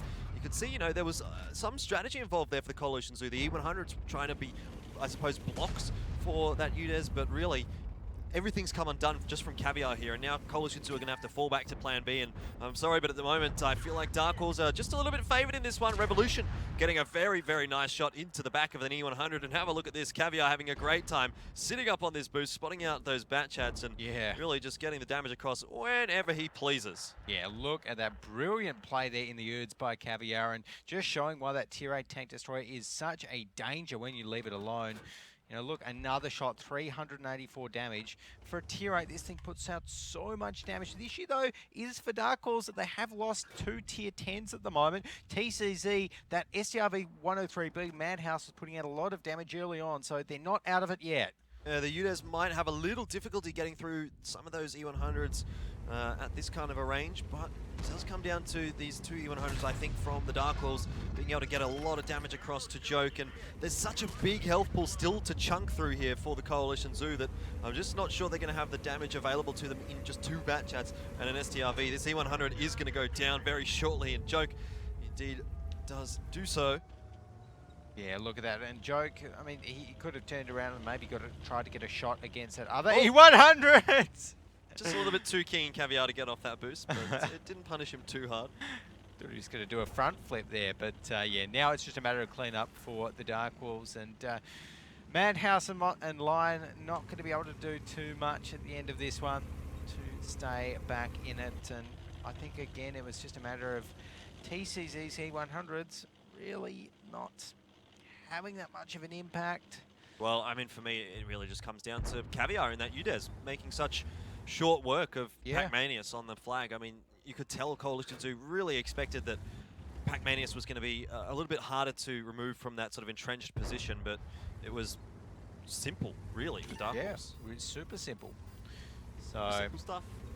Just like that, and look, at the end of the day, even if they had, like, they shouldn't have been relying on just one UDES on the flag to kind of secure their win, I guess. I think, you know, Roby-Wan Kenobi in the Batcher, he gave it a good crack, but he was taken out pretty effectively. You know, we heard Coalition Zoo in their comms saying stuff like, oh yeah, let's try and make our bat chats go more aggressive. So that could have been a potential issue for them as well, not putting enough pressure onto that. Have a look at Caviar. Oh my goodness. He's driving backwards with the Ram. Oh my goodness, that's so rude. Well, I mean, look, he could afford to do it, and now Dark was 4-2 up. Coalition 2 started off so well there on Prokhorovka, but as they have so many times so far this season, they started off well, and they've really just fallen flat towards the later stages of the series. Yeah, it's not a great menagerie here for the Coalition Zoo, as the Dark Wolves, well, they're staring victory in the face, and after that one you can see why. Just, like, I don't know, like TCZ, I feel as though there wasn't too much of a point in their bat chats doing what they did, particularly when they knew there was an UDES up on the boost. Like, they pushed very slow, kind of like a slow to medium pace with their bat chats, didn't actually commit to anything in the town, whereas maybe if they'd just gone into the town, maybe focused all of their efforts around those tanks on that one flag, then they would have been able to, you know, take out those E100s faster, take out the rest of those Dark Horse heavies in the town faster, and perhaps that would have worked out better for them. Perhaps. I mean, it's really hard to say. There's so many things that probably would have gone a lot better there for Coalition Zoo that didn't. I'm sure things would have worked out a lot better in their own minds with that kind of a strategy, but I don't think we're going to be seeing anything like that coming out anymore from any of the teams. I don't think a UDES and an STRV is necessarily necessary on Ghost Town. Yeah, I'd agree with that. But let's take a look at some of the top players and well, interesting decisions in that one, as we did see Caviar do so much work in the UDES. Yeah, that 1000 HP Tier 8 Swedish tank destroyer just doing shot after shot after shot into TCZ. And look at this here, we're going to see Joe. Guess what he's going to do? Misses a shot onto Lambert. So very interested to see the damage stats to see if Nomad and Joke redeem themselves at all after last game. But I suspect the answer to that is no. Oh, a pretty sight there for Coalition Zoo and Caviar. I sort of caught it out of the corner of my eye and was like, what's that? And then I realized it was Caviar going backwards in a UDES. Yeah, that's great. But, I mean, look, Madhouse, you got to give him props. He knows how to put the damage out on that S-Tank. Well, Caviar, I think, really eclipses him in this case. Even though he only does, well, he does 500 less. He's fired less shots. He's presumably connected more. And almost well, he's got so much worth out of that tier 8 tank. 2.8 thousand. Crazy. That is an insane amount of damage there in that Udes, and he's going to be so happy with that. And look, Joke in the E100, all props to him. He's actually come back and put down a pretty respectable damage number. Kronwagen as well of Krazib. I've got to say, Krazib's been up towards the top here for Coalition Zoo quite a few times for them this series, but it's just falling flat for the guys on Coalition Zoo on the other side of the scoreboard. I mean, you know, some of the guys just not really stepping up to the plate. Nomad here, not even managing to get a single point of damage across in his E100. I mean, Pac-Manius you can forgive because his job was to get onto the flag. He only got one shot across, but look, Lion, one shot in a bat chat, that's not really enough. No shots from Nomad in the E100, that's not really enough either. And Roby-Wan Kenobi with 1.2k, you probably want to be seeing at least somewhere up to 1.6 or 1.8 for a bat chat. I mean, he just got absolutely taken apart by that Udes up on the hill there. Yep. And, you know, all props. And I think that's a scenario where that tank honestly might be best in class. I like it so much more than the RU251 just because so much more in that scenario because it's got such a better gun. Like, the gun has 330 millimeters of penetration. It's got more penetration than some of the tier 10s that were on that field. Right. Right? So, and the DPM, perfectly fine. Sure. You know, like, not too bad. It is very hard to spot, very hard to hit. Yeah, super fast. I think you make a convincing argument for it. It has to be in a sort of a niche pick, though. I mean, oh, it has to absolutely. have the right situation for it. You can't just pick it in place of an AU251 or No, whatever no. map. It has to be map, on that boost on goes down, or maybe on the boost on steps, something like that. But I think it is definitely something that we will have to keep an eye on throughout the rest of this season because it is something I feel like that is starting to develop now in week 2. That we didn't see as much in week 1, but maybe in week 3 it's going to really sort of explode and all the teams are going to be doing it. Well, I certainly hope so because I really like seeing that Udes, particularly when it's reversing at full speed into another tank to ram it to death into its big brother, the S tank. But overall, I think it's probably the best performance of the Udes that we've seen this season. Yep, I would agree. I don't think there's anything that eclipses that so far, but I'm sure maybe down the track we will see something quite impressive from it. I mean, the STRV as well has been pretty good for the tank for the teams that have picked it up, but you know, it's still not really like a core pick. It's not like your 50Bs or I suppose your 113s, your bat chats that you kind of see almost every game. Yeah. Well, speaking of every game, I wonder if we will be seeing the Kranwagen on Himmelsdorf here. I'd say more likely to see some E100s. Yeah, well. And some 50Bs. I wonder when TCZ are going to stop picking as many E100s. But of course, Himmelsdorf, it does lend it to that a little bit more. And there you go. I've actually got a Kranwagen, but we have got some E100s as well. Yeah, also the T110E3 there for Coalition Zoo, so it's you know, the same old defensive strat from Coalition Zoo that we always tend to see. And if Dark Horse have been doing their homework, or even if they haven't really, I think they've had well enough time to figure out what they need to be doing against the Coalition Zoo when they pick this kind of a setup. Yeah, I honestly liked Coalition Zoo's T95 setup more than their single T110E3 setup. And it's actually surprising to me that TCZ have got the AMX 1390 in there. Obviously, it's for early scouting, but the limit to how much you can scout a team of heavy tanks. That tier 9. Live, well, he's playing aggressive at least.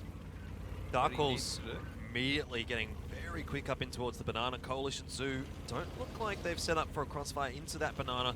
Lion has spotted out the cross, but not sure if Coalition Zoo are going to be there in time to get the damage, and looks like Dark Horse crossing safely, or at least those two T10s have.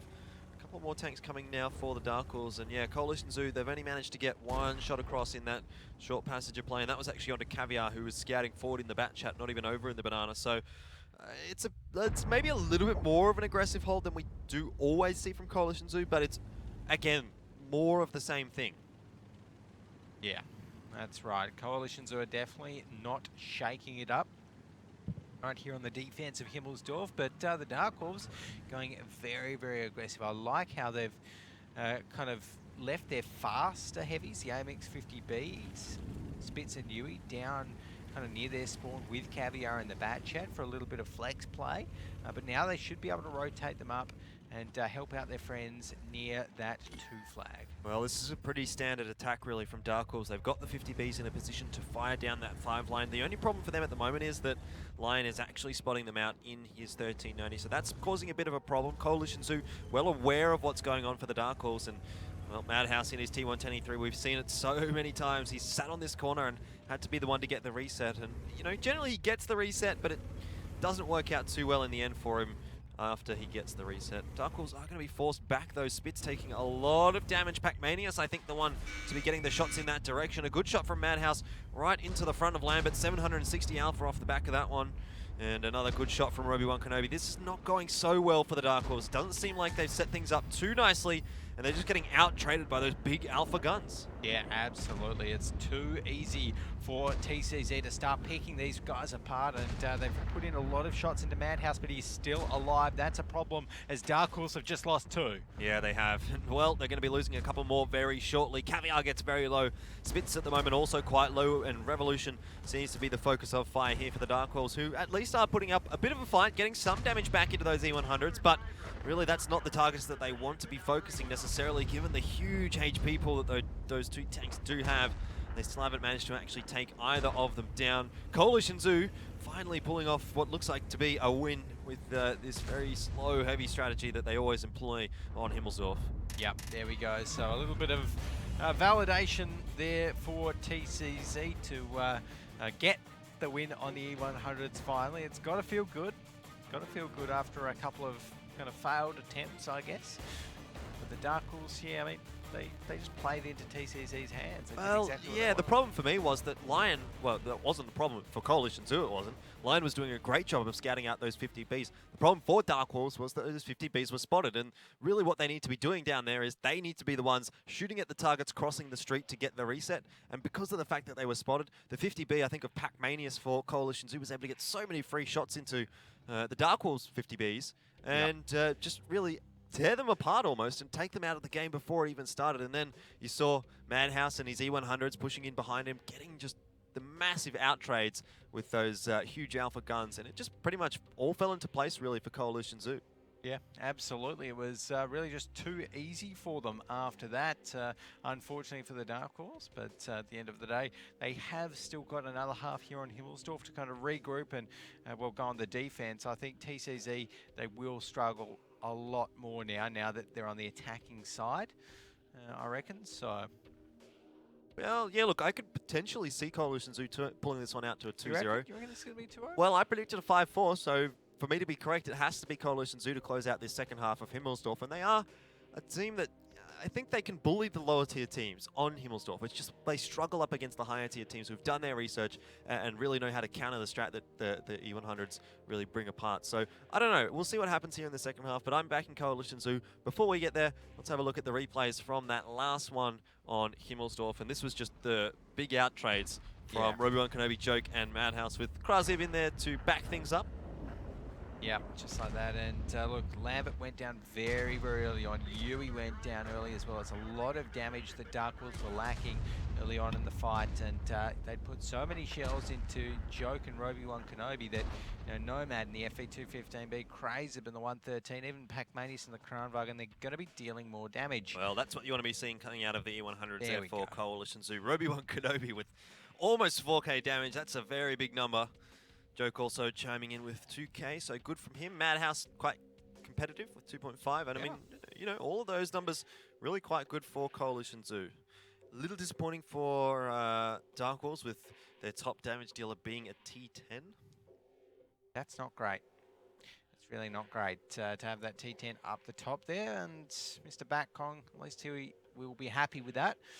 But overall, Dark Horse not really to be seen up the top of the scoreboard. We've got another T10 as number 8 as well. So all of Dark Horse tier 10 tanks, the FE215Bs, the AMX 50B and the Bat Chat really not pulling their weight.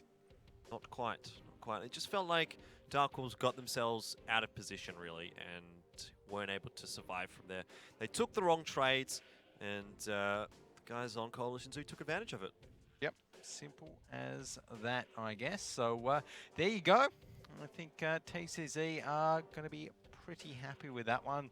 And moving into this next half, well, I think we're going to be seeing some more E100s, Jordan. I definitely think that's going to be the case. On the attacking side, maybe a little bit easier here for Dark Horse to counter if they can get that early scout in the courtyard. They can get the 50 Bs to get the crossfire into the banana. Always seems to be a trap that Coalition Zoo fall into. So we'll see if they're going to fall into it again, if they're even going to go through that banana line. Maybe they decide to go up the hill this time, which is something that we occasionally see them do. But definitely after getting destroyed in that banana line, I think it was a couple of days ago by Team Efficiency, it might have been. Yeah, on Friday on Himmelsdorf. So, you know, hopefully they've learnt from that and they're not going to fall for the same, you know, one-trick pony, I think, defense that they always lose to. Yes, hopefully for them. But there's only one way to find out, of course, and that is by having a look at what they do end up deciding to do. Well, maybe we might see something a little bit different here from TCZ. They have maybe in season one. You really think known so?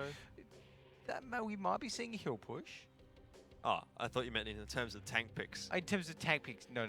In terms of tank picks, we're getting E100s, but you know they could push them up the hill. I think you know it wouldn't be too surprising to see. We've seen it a couple of times, and you know, it might take someone like the Dark Horse off guard, off by surprise, because the Dark Horse, from memory, are not a team that always puts that tank up in that hill scout position on the defense. I know sometimes they do, of course, as like with most teams, but could be worth a little bit of a gamble there, a little bit of a throw of the dice for TCZ to go with, shake it up a little.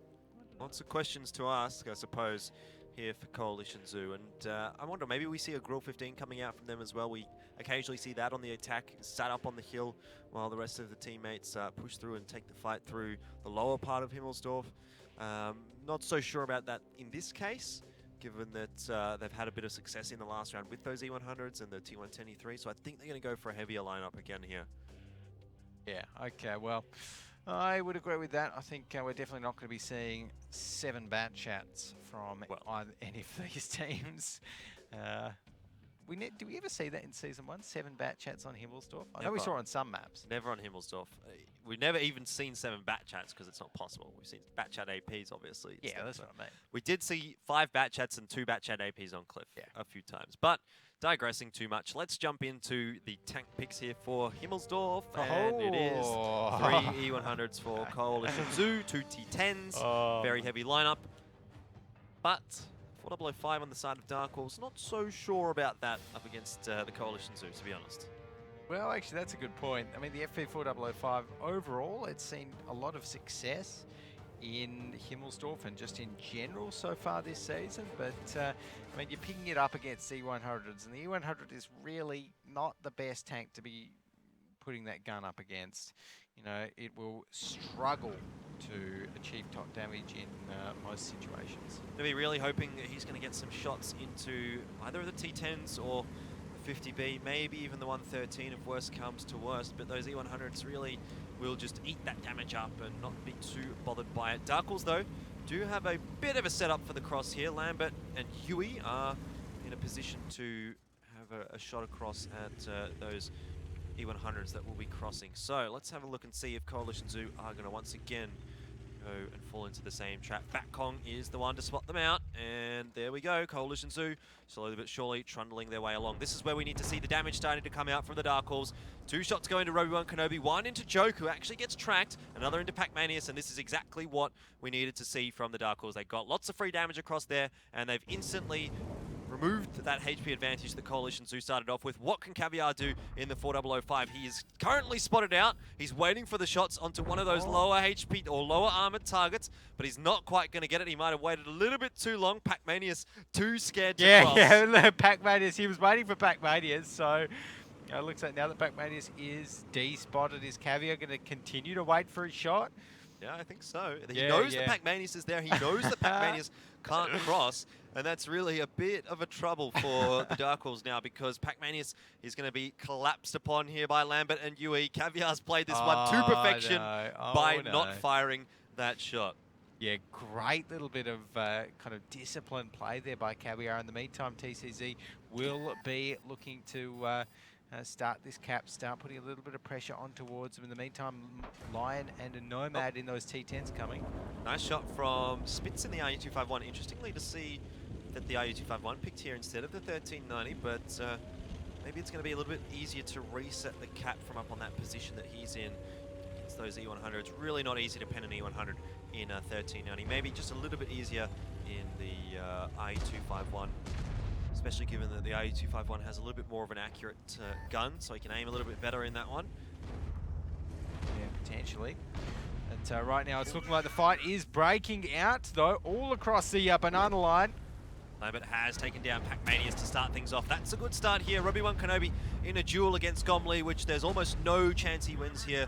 He's going to get one shot in, but Gomley is going to get enough shots in the time that it takes Roby1 Kenobi to reload. And Roby firing over the head of Gomley, I think might have hit Batkong or someone else, but this has not gone too well at all for the for Coalition Zoo. Sorry, Dark Horse really tearing them apart. Although we do see a couple of quick responses. I think Lion's in a bit of trouble there up against that 4005. He's been caught out in no man's land, and the 4005 is going to be off the reload relatively shortly. There it is. The kill comes across.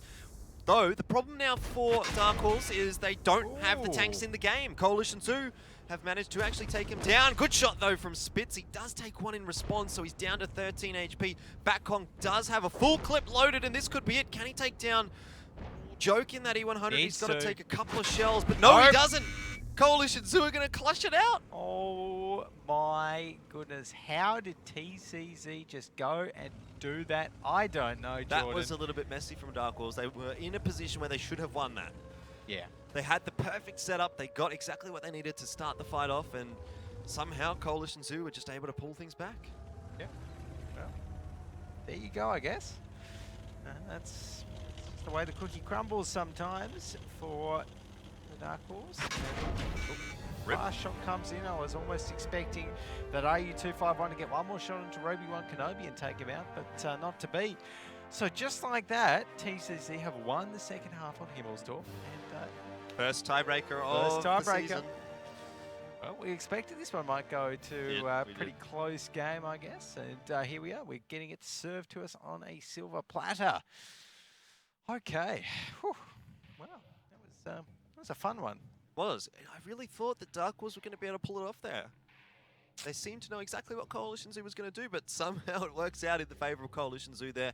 I think maybe some replays or some of the post-battle stats will give us an indication. There must have been someone on Dark Horse that just didn't get the damage across that they needed to, wasn't able to do it. Obviously, I'm a little bit bewildered as to how it all happened, so maybe I missed something. But I don't know, maybe the Bat Chats just didn't get their full clips off before going down to E100s, or the 4005 of Caviar. I know he got one shot into the T10, but I didn't see too much else from him, so maybe that's where some of the damage is missing from. But who knows? We'll find out soon. Yeah, I'm not too sure either, but we will find out soon, that's for sure. For now, though, TCZ, I mean, look, they're going to be looking forward to our tiebreaker map, which might rattle them a little bit after this, because it is Muravanka. Well, let's have a look at the replays here and see if that unravels some of the mysteries for us, Alex. Yes, okay, so in this one, by this stage, Coalition, so they've lost their AMX 50B, so they've lost the first tank. They're really getting bullied by the Dark Horse. Yeah, but Spitz that Roby took a shot out there. Yeah, but let's not forget the Dark Horse. They've got, you know, a Bat Chat. They've got 2 AMX 50Bs. That was a fire that killed Yui. Yeah, that's not. Yeah, that's a big thing because he would have survived that shell. Gomley probably would have taken down Roby1 Kenobi. Karazid probably would have gone down here if that 50B was still alive as well. But you know, the little things turn it in the favour of Coalition Zoo, and well, yeah. And that FV4005, I will guarantee you that when we see Caviar on the damage stats after this battle, he will not be very high up. He waited for a little bit too long, and I say it every single time, Jordan. You know what he should have done? And when he went early on, when all of those E100s were crossing with their turrets, taken a shot, do you think? Or oh, he should have loaded AP. Oh, and then taken a shot. Okay. Because that's a free 1,000 damage, and we can. He got 2k out.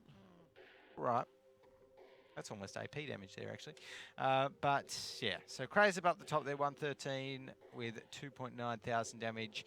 So Roby1 and Madhouse and Joke in the E100s doing a fair amount of damage as well. So, I mean, again, sometimes TCZ, they just know how to make these E100s work.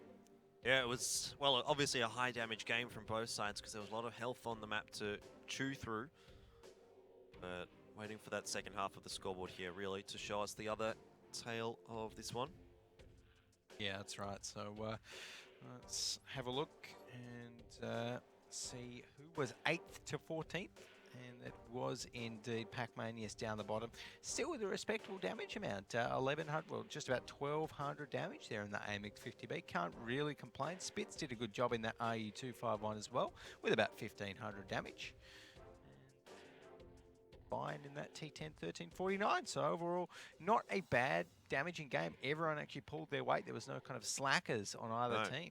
But 4-4 now between Coalition Zoo and the Dark Horse, and we all know what that means. We're heading through to our tiebreaker map today. It is Muravanka, and Alex, the information for you and the viewers is that Coalition Zoo got to choose the side because they had the fastest round finish, and they chose to start on the defensive side here of Muravanka. So we'll see how Dark Horse are going to go on the attack.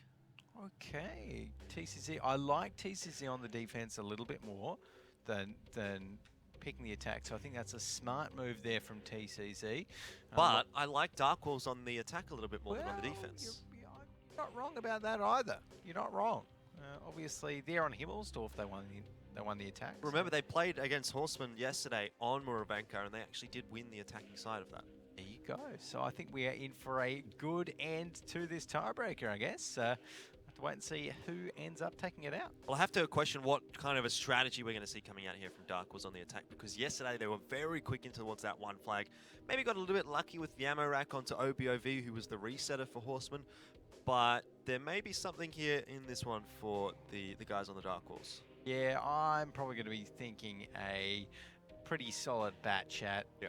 You know, I think it's going to be a quick, maybe a Kranwagen jumped in there, or a T125, yeah, a bit of extra, I suppose, tankiness. But yeah, look, I'm backing the Dark Horse here. I think they're looking pretty good on the attack of, or they looked pretty good yesterday on the attack of Muravanka.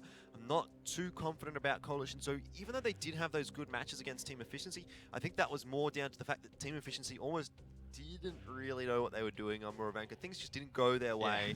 And Coalition Zoo kind of just had a very easy time on the defense. They sat there, they didn't get spotted, and well, they were just able to pump out shots whenever they pleased. So if the guys on Dark Horse go for a super quick strat in towards that one flag, I think that's going to undo the Dark Horse a little bit. Undo the Coalition Zoo a little bit. Whereas Team Efficiency were a little bit slower on that two flag side of the map, and you know, just played a little bit more into the hands of Coalition Zoo, who just had to sit there and take their shots, really. Okay, well, yeah, there you go. That's what you think. And guys, remember to make sure to let us know what you think out on the stream with the hashtag WGL APAC, or on Twitter at WGL APAC. This has been quite an unpredictable one so far, coming up to 4-4. And, you know, with Coalition Zoo kind of faltering off at the start, doing really well at the start, faltering off in the middle of this one, and then now coming back after that half odd Himmelsdorf, they did look pretty strong. I'm going to be going with TCZ to close this one out for the win. Alrighty, well, looks like we're divided. I think Rogi out the back is going to be agreeing with me that Dark Horse should be able to pull this one off. He predicted 5-3 in their favour, so he's not going to be getting the full points if they do win this one, but I will if Dark Horse win this one. Still, digressing a little bit, Muravanka, our next map. And I'm really looking forward to seeing what tank picks are coming out here, because that's going to start to unravel this story for us. Not much left in this one between Coalition Zoo and Dark Horse, but it should be a good end. Should be a good end. Wow, look at that. The Dark Horse actually going to be taking 2 ML2s here on Muravanka for their heavies. And then just bat chats and a TVP, whereas TCZ going with a much more standard defensive lineup. They've got the T125, they've got the Kranwagen in there for a bit of bulk. And gone with the AMX 1390, the 2 tier 10 bat chats. Now, I feel like both of these teams have a pretty good chance of pulling this one off if they've done their research. To me, this lineup from Coalition Zoo does seem like the kind of lineup, again, that we're going to be seeing the very same strategy that they played on defense against Team Efficiency, where they have that 1390 sitting in the bush watching the 2 flag. If Dark Horse are going to be aware of that, they're going to know where Pac-Manius likes to sit, and exactly where he's gone is where I expected him to go. So Dark Horse, if they get quickly in towards this one flag, I think this one works out nicely for them. Madhouse starts off by taking a little bit of damage. Not too much. Dark Horse, though, you know, again, I guess going back to that initial train of thought, Coalition Zoo have a good chance of reading this play from Dark Horse as well, given the fact that Dark Horse did run a very similar lineup yesterday as well against the Horsemen. Yeah, well, let's hope TCZ were paying attention to the Dark Horse game yesterday against the Horsemen, because it's looking like they are going to be pushing in quite aggressively right now and even going further up on towards the TCZ defenders. Alex, let's jump on board with the Coalition Zoo and see how they're going to unravel this offensive strategy from the Dark Horse. I'm lit. I just got lit. Yeah, that ML was poking up. Something here or here. No, it was the ML. The ML spotted me. Oh, I actually can't even spot them on the cap. Nice, Oh, nice. nice.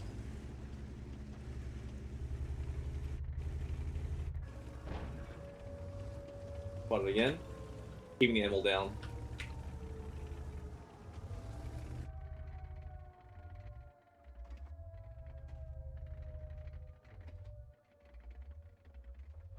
I might, if he doesn't poke, Yeah, I have no reloading, I'm reset, reloading. so keep that in mind. We might have to do something.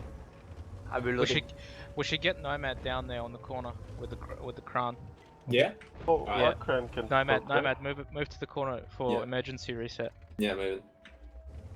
I can also move up to a building, but I could die doing that, so is that. Roby, Does can any- you come Yeah. here? Roby, come here. You sure? Get on this building. Get ready to shoot. Shoot where? There. Shoot any guys that pop. So where am I Oh, sitting I have at? shots. Like to I don't need to over be here? on the building. Can we get a reset? Can we get a reset right now? Well, it's dangerous to do Nice so, shot. and it's too early. Like, No, it's Yeah, not it's too fine. early. It's over 50%. Needs to happen. Okay. Krazib, can you Krazib go around the side instead of the E5? I So just let an missed HE it. round. Let an HE round I can shoot. bounce. I should have a reset. Oh no, he pulled back. I got 4 rounds. Nice, Nice, nice. Pull Alright, back. it's time, it's time. Yeah, Back, back. turtle up. Robbie's got 4 rounds as well. Mad, come back here with me. Roby clip. Good little passage of play there for Coalition Zoo, getting the initial reset. Not so sure about this from Krazib, going quite aggressive. Doesn't get punished too badly for it actually by the Dark Walls, and well, Dark Walls have used up quite a lot of their time now, and they're going to have to start to force a fight, but they have lost a lot of HP in this early passage of play, Alex. Yeah, absolutely not a great start there for the Dark Horse, but Krazib is going to be on the reload, and I think TCZ, they're ready for this push, but they need to focus fire correctly because there's a lot of bat chats, there's a lot of damage coming over this hill. I'm really not liking this from the Dark Walls because I think they've all been spotted out. You know, Coalitions who are going to have a pretty easy time of focusing down their targets. It's really what it's going to come down to. Dark Walls, if they can focus better, maybe. Oh, that bounce! That's so huge. Revolution still has 4 shots left in the clip. If he can survive here from that 1390, maybe that's going to be enough. But no, Pac-Manius comes up big with 2 kills for Coalition Zoo, and I think that might just be enough to pull things into their favor here. Yeah, oh, look at this. Krazib doing work on that Kranvug and using that tank's massive gun depression, the super strong turret to poke down onto those remaining Dark Horse members in that little bit of a ditch, and it's looking like TCZ, they want to pull the trigger. They want to finish off the Wounded Wolves. They definitely do. They've got a great chance of doing that too. It's 5 and... Well, it could potentially be 5 and 4 here for the Coalition Zoo. They've got the tank advantage. They've got the health advantage. They've taken a couple of bat chats off the field already, and there's a very, very low email on the field as well. Only 1 shot left here for Gomley, and then he's going to be on the reload, and should be an easy cleanup for the Coalition Zoo. Actually, it's Lambert on the reload. Gomley as well should be a pretty easy cleanup here. Both the emails very low. At least 1 traded back here for the Dark Horse. Looks like the bat chats are off the reload, but Caviar, I think, might have just gone a little bit too aggressive here. He's going to be punished by Roby-1 Kenobi, and I think that's all over Red Rover here for the Dark Horse. Just 3 tanks left alive up against 5. Coalition Zoo should be closing out the win. Yeah, it's looking like it right now. TCZ, they've got enough tanks on the field. They should be able to close out the remaining members of the Dark Horse without too much trouble. Their joke might end up going down, but 1 shot from Roby's all it takes to take down Lambert. And at the end of the day, the Dark Horse here, they tried something quite similar to what we saw yesterday, but it seemed like, well, TCZ, they were prepared for it. Yeah, it just... I don't know. I mean, I didn't really like the push from those bat chats. You could see one of the bat chats got spotted out when Coalition Zoo were going for the reset. And I think that's what's prompted Dark Horse to push forward and really try and take the fight to Coalition Zoo. They were like, okay, our strategy has been found out. We need to try and do something here. But they still had 6 minutes left on the clock. They had plenty of time to work with. I would have liked to have seen them give another crack to just the cap strategy. Maybe get both of the emails on instead of just 1. That way they could get that cap timer down a little bit faster, put a bit more pressure on the Coalition Zoo. But wasn't the case. Dark Wolf decided to pull the trigger, and it wasn't the correct decision in the end. Coalition Zoo closing that one out, 5-4. A very, very close matchup as we expected, and it just slightly goes the way of Coalition Zoo, though they do drop 1 point, so it's not a perfect victory for them.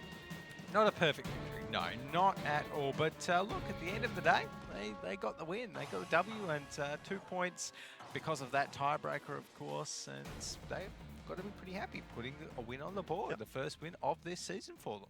Always helps when you get to pick the side into that tiebreaker. So, oh, yeah. You know, it pays to play a little bit faster sometimes during some of those regular rounds in case you do put yourself through to the tiebreaker. And it worked out for Coalition Zoo there on the defensive side. You could see it was quite easy for them actually in the end to get the reset. So I wonder if maybe the angles weren't fully appreciated there by Dark Horse. You know, sometimes if you have someone, you know, spotting the guy that's trying to get the resets, getting a couple of shots into him, makes it really difficult for the resetter to come forward and get those resets. But that wasn't really an issue there for Coalition Zoo. No, it wasn't at all. I guess TCZ, I really like their comms that we heard. You're listening to them, they did say, okay, oh, should we get the reset? Oh, no, it's, you know, it's only 50%. But they said, no, let's get it. You know, it's not too early to get it, and that was a big crucial moment for them. Yeah, I agree. Let's have a look at the replays here. I think it was a good call to go in early on instead of letting it go too late. And here's where the reset happens. Who was the one to get it? Oh, it was actually Krazib. See, you know, no one's really covering off that hill. That's why he was able to peek up there without really all that much pressure on him at all. Yeah, I think it's just people thinking, oh yeah, that's just a Kranbug, and then, you know, he's kind of done like a fake peak like 6 times before, and they don't think that the 7th he's going to poke over. So, you know, in the time that it takes to move the turrets, he's already poked you and got the reset. So there we go. Not a massively high damage game, of course, with all those lighter medium tanks in the mix, but overall Madhouse doing quite a bit of work in that TVP.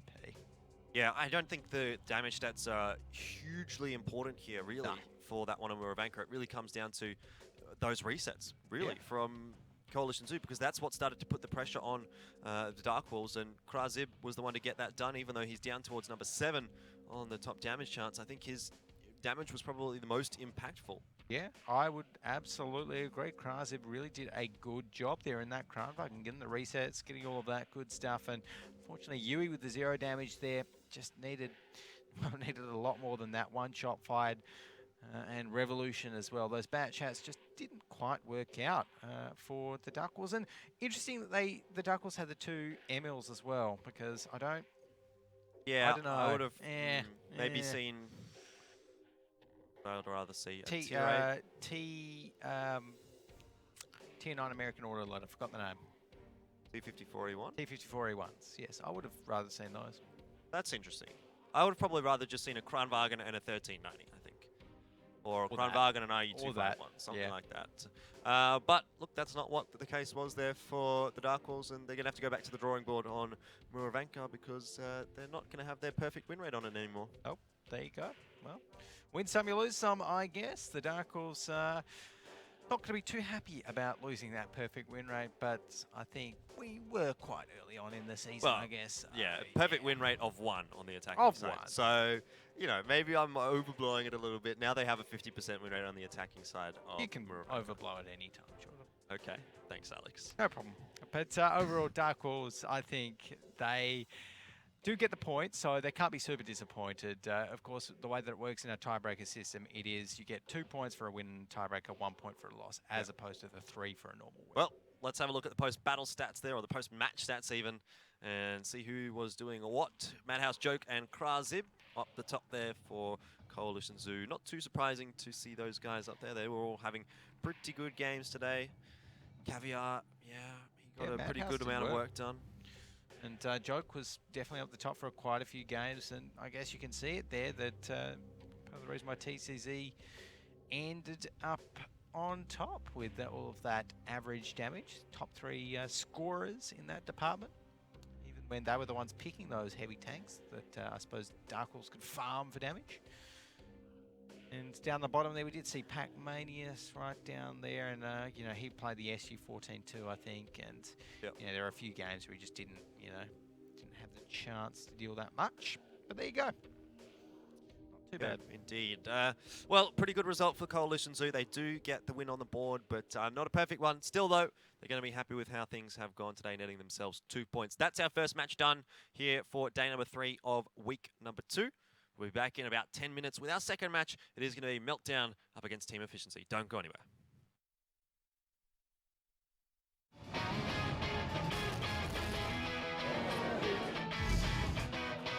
It's not